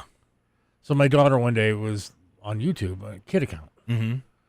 But somehow furries got into her algorithm. Okay. And so now she's looking at men and women dressed in furry costumes, prancing around together, half naked, and doing weird stuff. Right. And you're sitting there going, how did you get this? Right. Because they are not watching what your kids are going to. So this is where I ask, what is the corporate responsibility?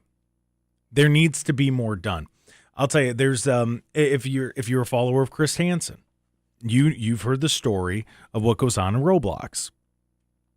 You hear the story about Discord and all these different things and how adults can just start talking to kids on these platforms. My daughter had a problem with her Roblox.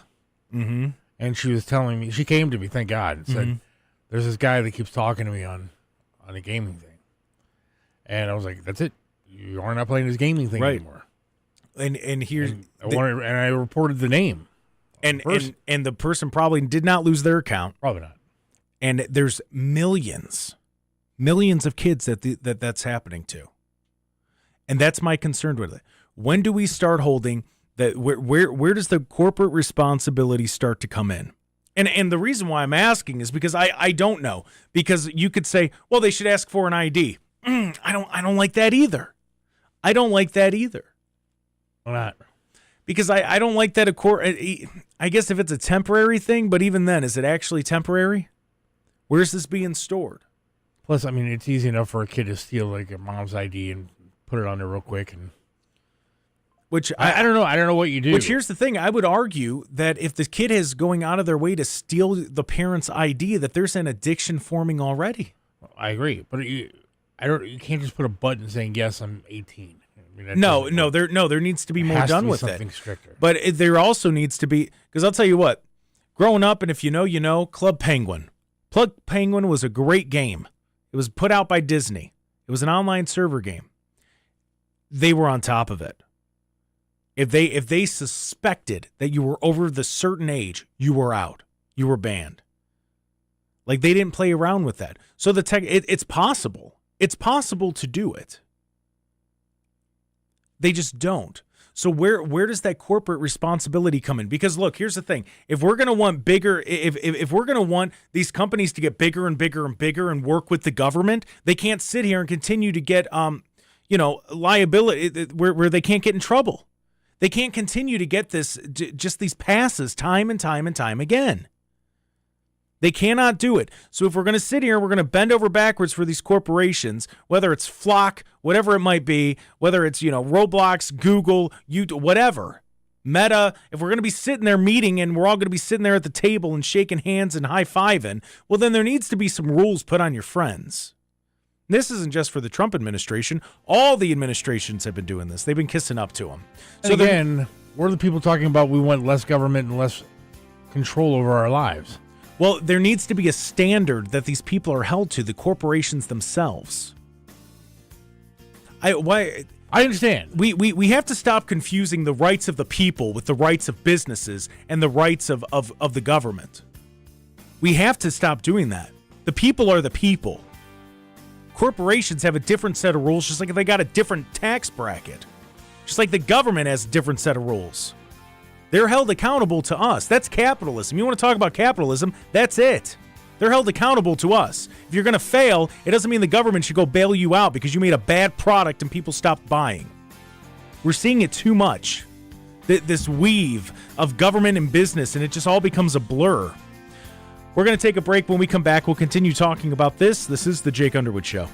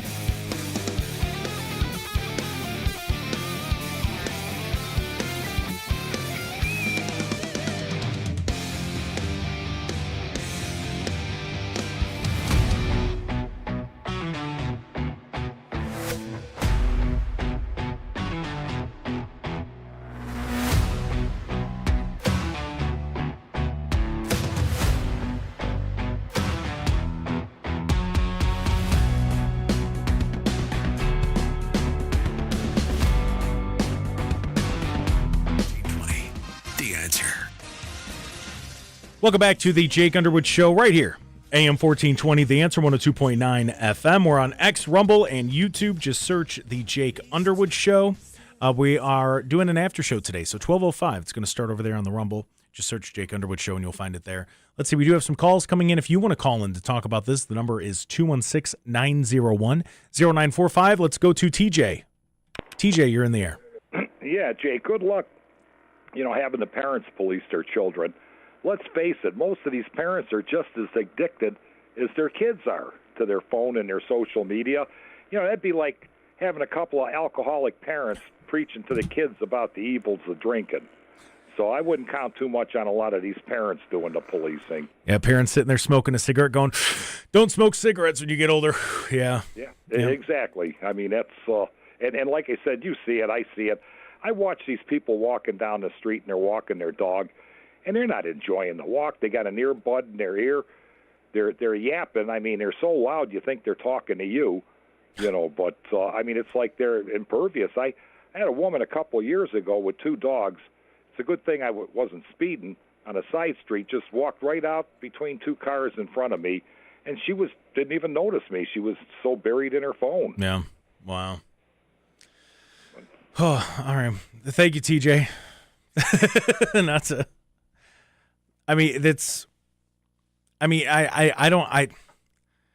Shouldn't the top priority to be, and I'm not just coming at parents, I'm talking about overall. Should the top priority to be to make sure the kids are good? Make sure the future's good? Make sure that we set up the generation that is to come with the most opportunities, the best mental health, the best situation. Should we do that? Yes. I don't understand how it's the. I don't understand. Look, I think you can get away from parents very easily, and that's why I think there does need to be a mutual effort here. But, I mean, for us, we did our best to keep our daughter on track and do well in school, and she did, and have friends and all that kind of stuff, and she did. But even some of the stuff that she believes to this day, you sit there and go, well, where'd she get this from? Yeah. Well, it's this phone. Well, no, I'm talking about inappropriate things. Well, yeah. I'm not talking about political speech that you might not agree with. It's everything. Like I'm talking about the inappropriate stuff where it's adults talking to kids, because that's happening a lot more, and we're seeing it a lot more because we've created more opportunities for freaky people to do freaky things. But and the kids are at risk of it. So these social media companies, I think what you're saying, Seth, you're right, where it has to be an effort between the both. But these social media companies need to do a better job of making sure that these freaky adults can't talk to kids. But I think, that's true. But it also does go to politics. You have people that are talking to children, trying to form their brains in a certain way. It's the same thing as teachers do. And they're learning it online, and they're learning it through scrolling, and they're learning the freaky stuff. Everything is going on their whatever page, and they're seeing all of it. And it's tough. So what do we do about it? I don't know. It's got to be an age restriction that is enforceable. Like, this isn't the kid getting a beer and sneaking behind the house and drinking it.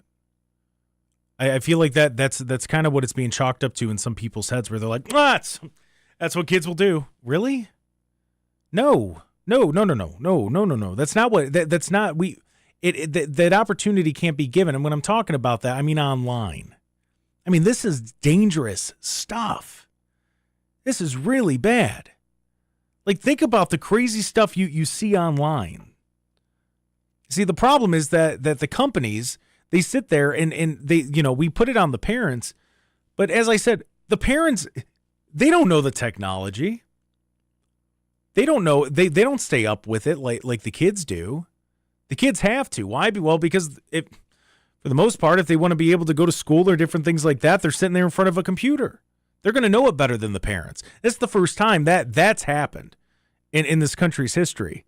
For the last 20 years, the kids know more about technology than the parents do.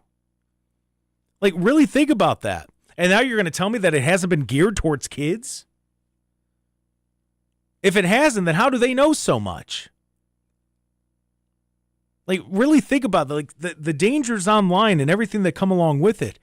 And these companies, there's no liability for them. Somebody texted in and said, as a retired attorney, I certainly see where this type of lawsuit is a bonanza for the profession. bonanza. The question remains, however, is it helpful to our society? How much can we expect the law to protect us from ourselves? Clearly, juveniles need protection from predators out there, but perhaps we all need protection from the dangers of overly ludicrous culture. Balance is difficult and a delicate thing.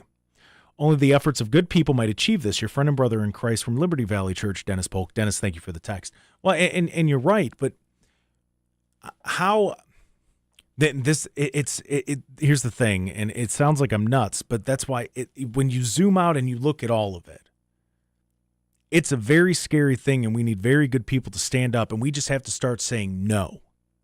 We just got to say no, because it all goes hand in hand. As this one thing starts to move forward and you get advancements there, this is going to advance and that's going to advance. And it all moves together. It's like a tidal wave of crap that's coming at you. That's what this is.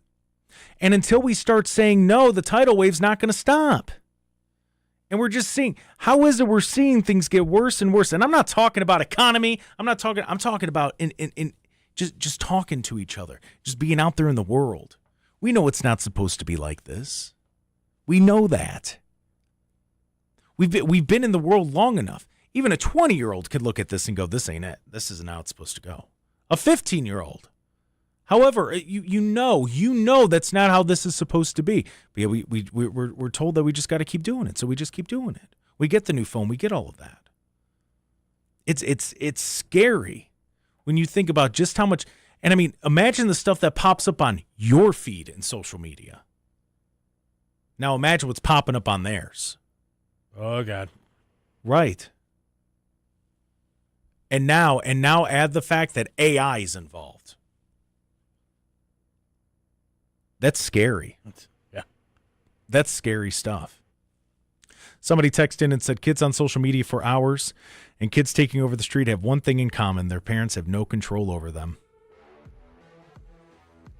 I mean, that's put bluntly, but 216 makes you make a point there. You make a point there. This is the Jake Underwood Show. We're going to take a break. When we come back, we'll continue talking about this. We'll be back right after this.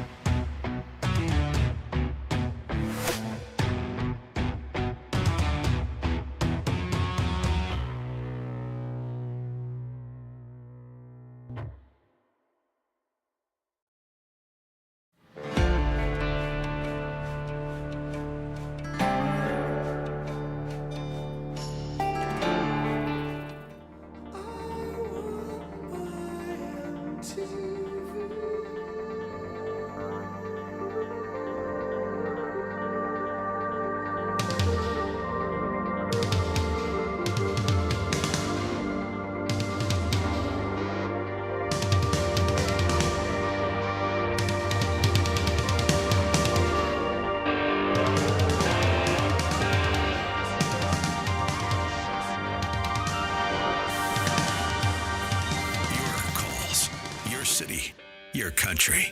Back to the Jake Underwood Show on AM 1420. The Answer. Welcome back to the final half an hour of the Jake Underwood Show right here. AM 1420, The Answer, 102.9 FM. We're on X, Rumble, YouTube, TikTok. Just search the Jake Underwood Show. We do have the after show today. That is exclusively on Rumble. That starts at 12:05. So about 5 minutes after we get off air here, head over to the Rumble, search the Jake Underwood Show, and it's just Seth and I. We can take phone calls. We've never taken a phone call, but we still have access to text line and everything. So it's kind of like this, but it's a little more, more of a discussion. Like we're sitting around a poker table just talking. That's what the after show's like, and that's at 12:05 on the Rumble. Let's see, we do have some calls coming in. If you want to join the queue, the number is 216-901-0945. Let's go to Phil in Brook Park. Phil, you're in the air. Yeah. How you doing? Doing well, Phil. How are you? I got a couple. Good. I got a couple remarks on all this talk you've been talking about suing the media companies and stuff for kids being controlled by it. Well, the one thing you haven't mentioned is to me the number one spot to start is in the household. There, you got to agree. The technology's out there to shut the internet off on these phones for kids. So a good parent would keep their kids off of the internet today, considering how much they're being brainwashed on this junk that's out there. Right. And another thing is if they would do that, make parents responsible, pass a law that, fines the parents for not raising their kids right in one sense of the word. I don't know if I'm making sense or not. Yeah, no, that's interesting. But, yeah. I do believe it starts in the household. Yeah. Oh, yeah. And nobody's saying nothing about that. When you go after the media, in a way, I mean, this is a dark way to say this, but in a way, you're going after freedom of speech too. Am I right or wrong there? See that, Phil, and thank you for the call. We got some other people calling in. I mean, that's an interesting. I don't know. Would we consider social media the same as like a freedom of the press situation or the videos? I do, absolutely. See, all right. So if we're looking at it that way, that people could say whatever they want and post whatever they want online.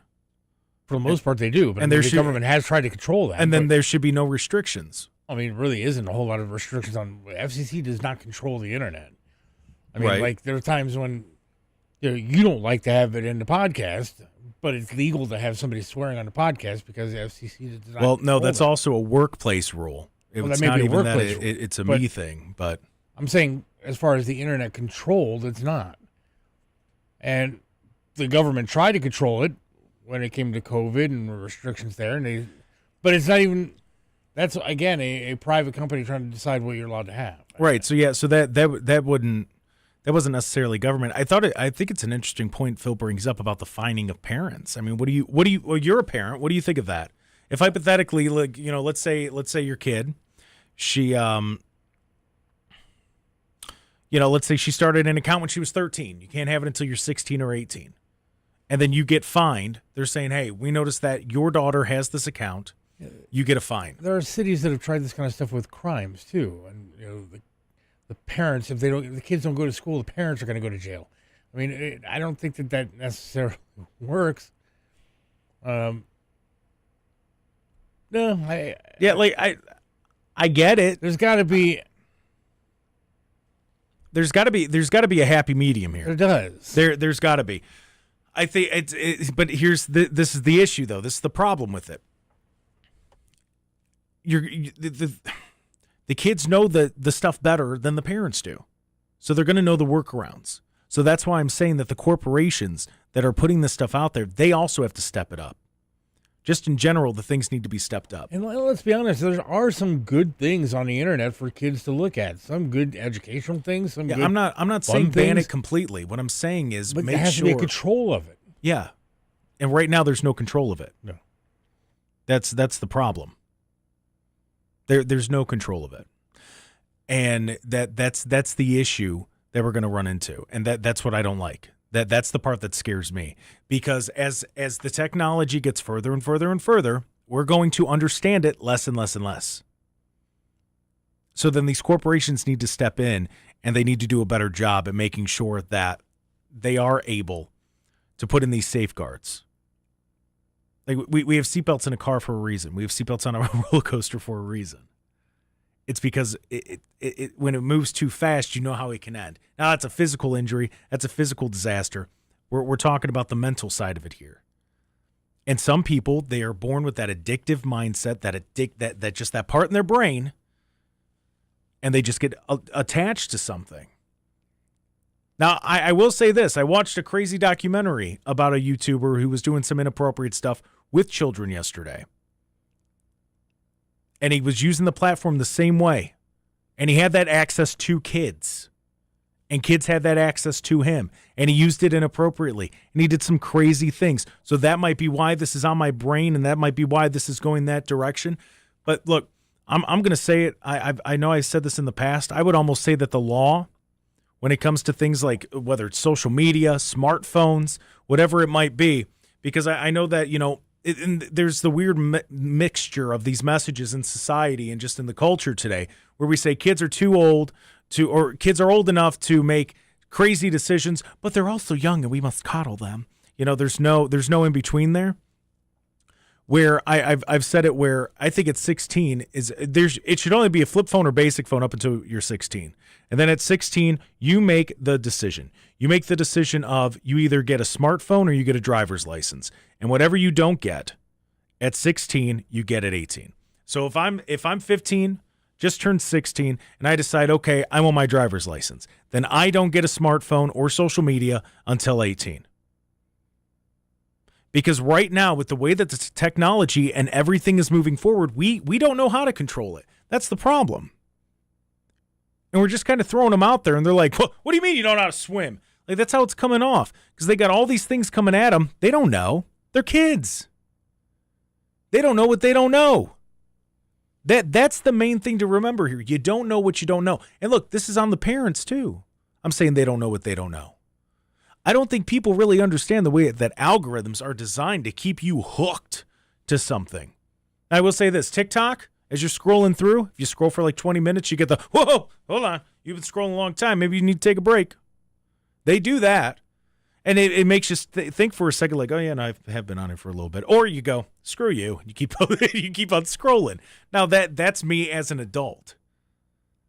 But there's got to be something here, because as the technology and social media and all these different things, as they get bigger and bigger and bigger, I'm seeing it gets scarier and scarier and scarier with the way that it's affecting people.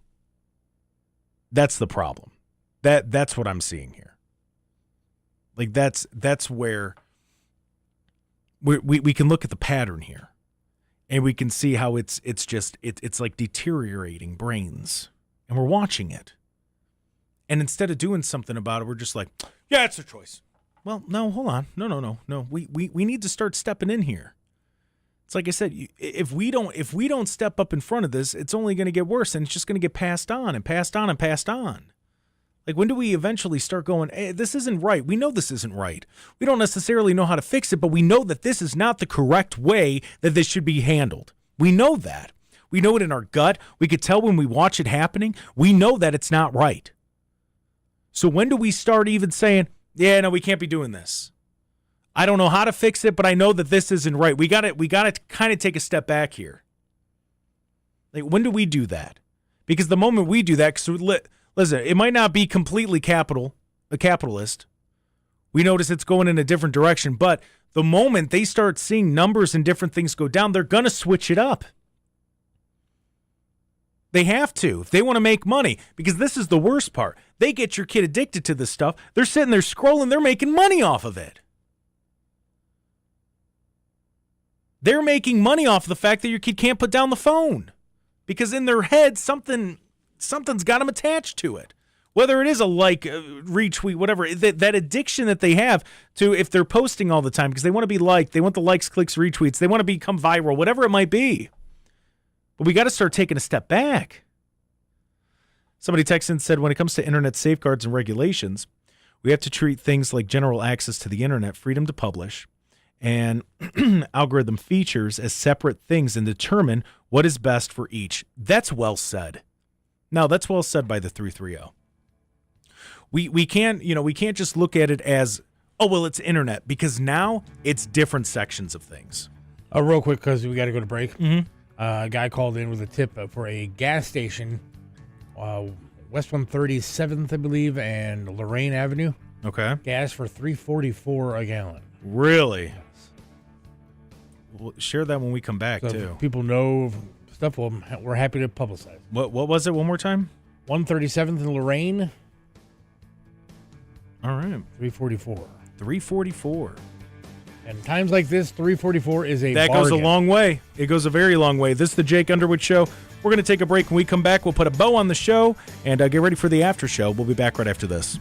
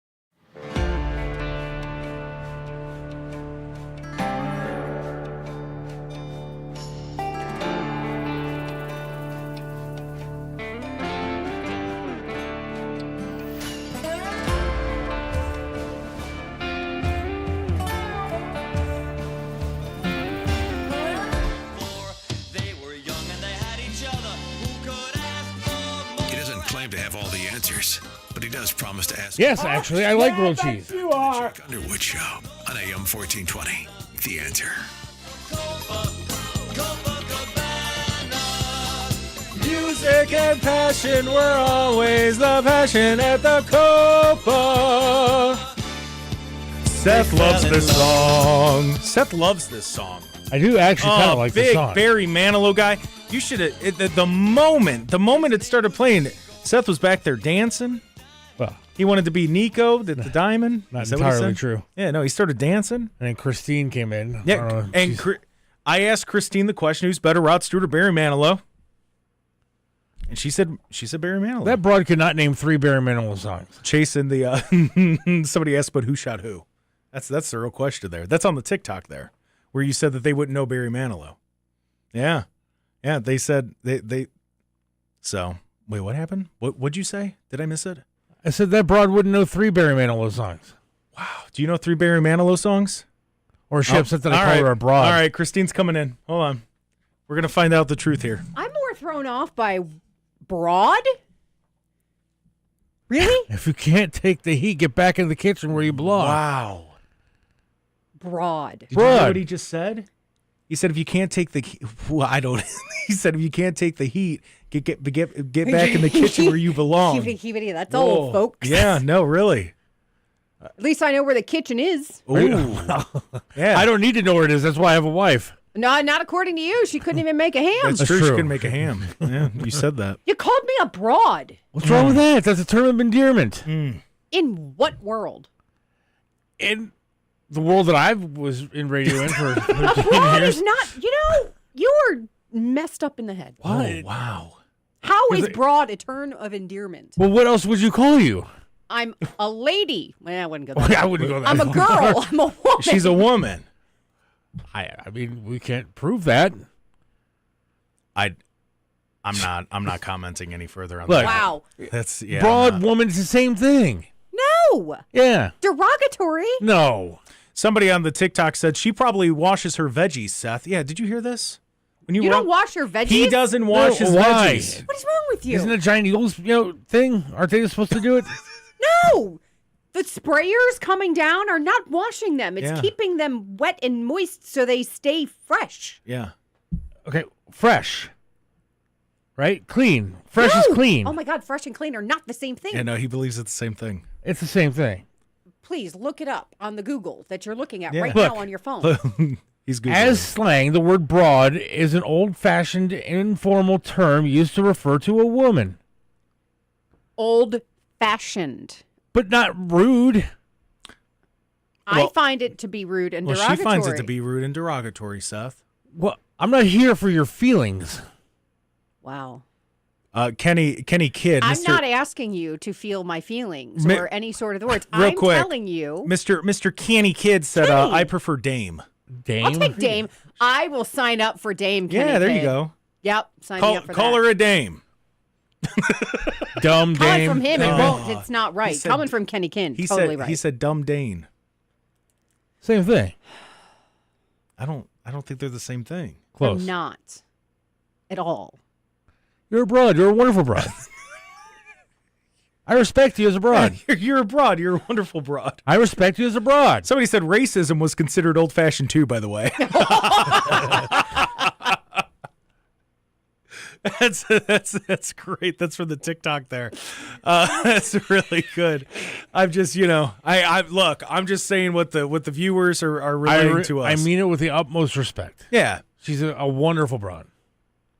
Somebody said Maud of the 1970s was a cool broad. See? They're just like Maud. 1970s. You're just Now like not a- Maud. That's what. Do you disagree? Well, I apologize if I hurt your womanly feelings. I thought you would have a little bit more thick skin, but no. See, I would have been more upset that he thought you only knew 3 Barry Manilow songs. I've been singing Mandy to him all Calling me a morning. broad. Yeah, no, I don't like being- Why'd you make a chicken sound? What was that? Well, I'm not going to tell her what I want to call her now. Mub. No.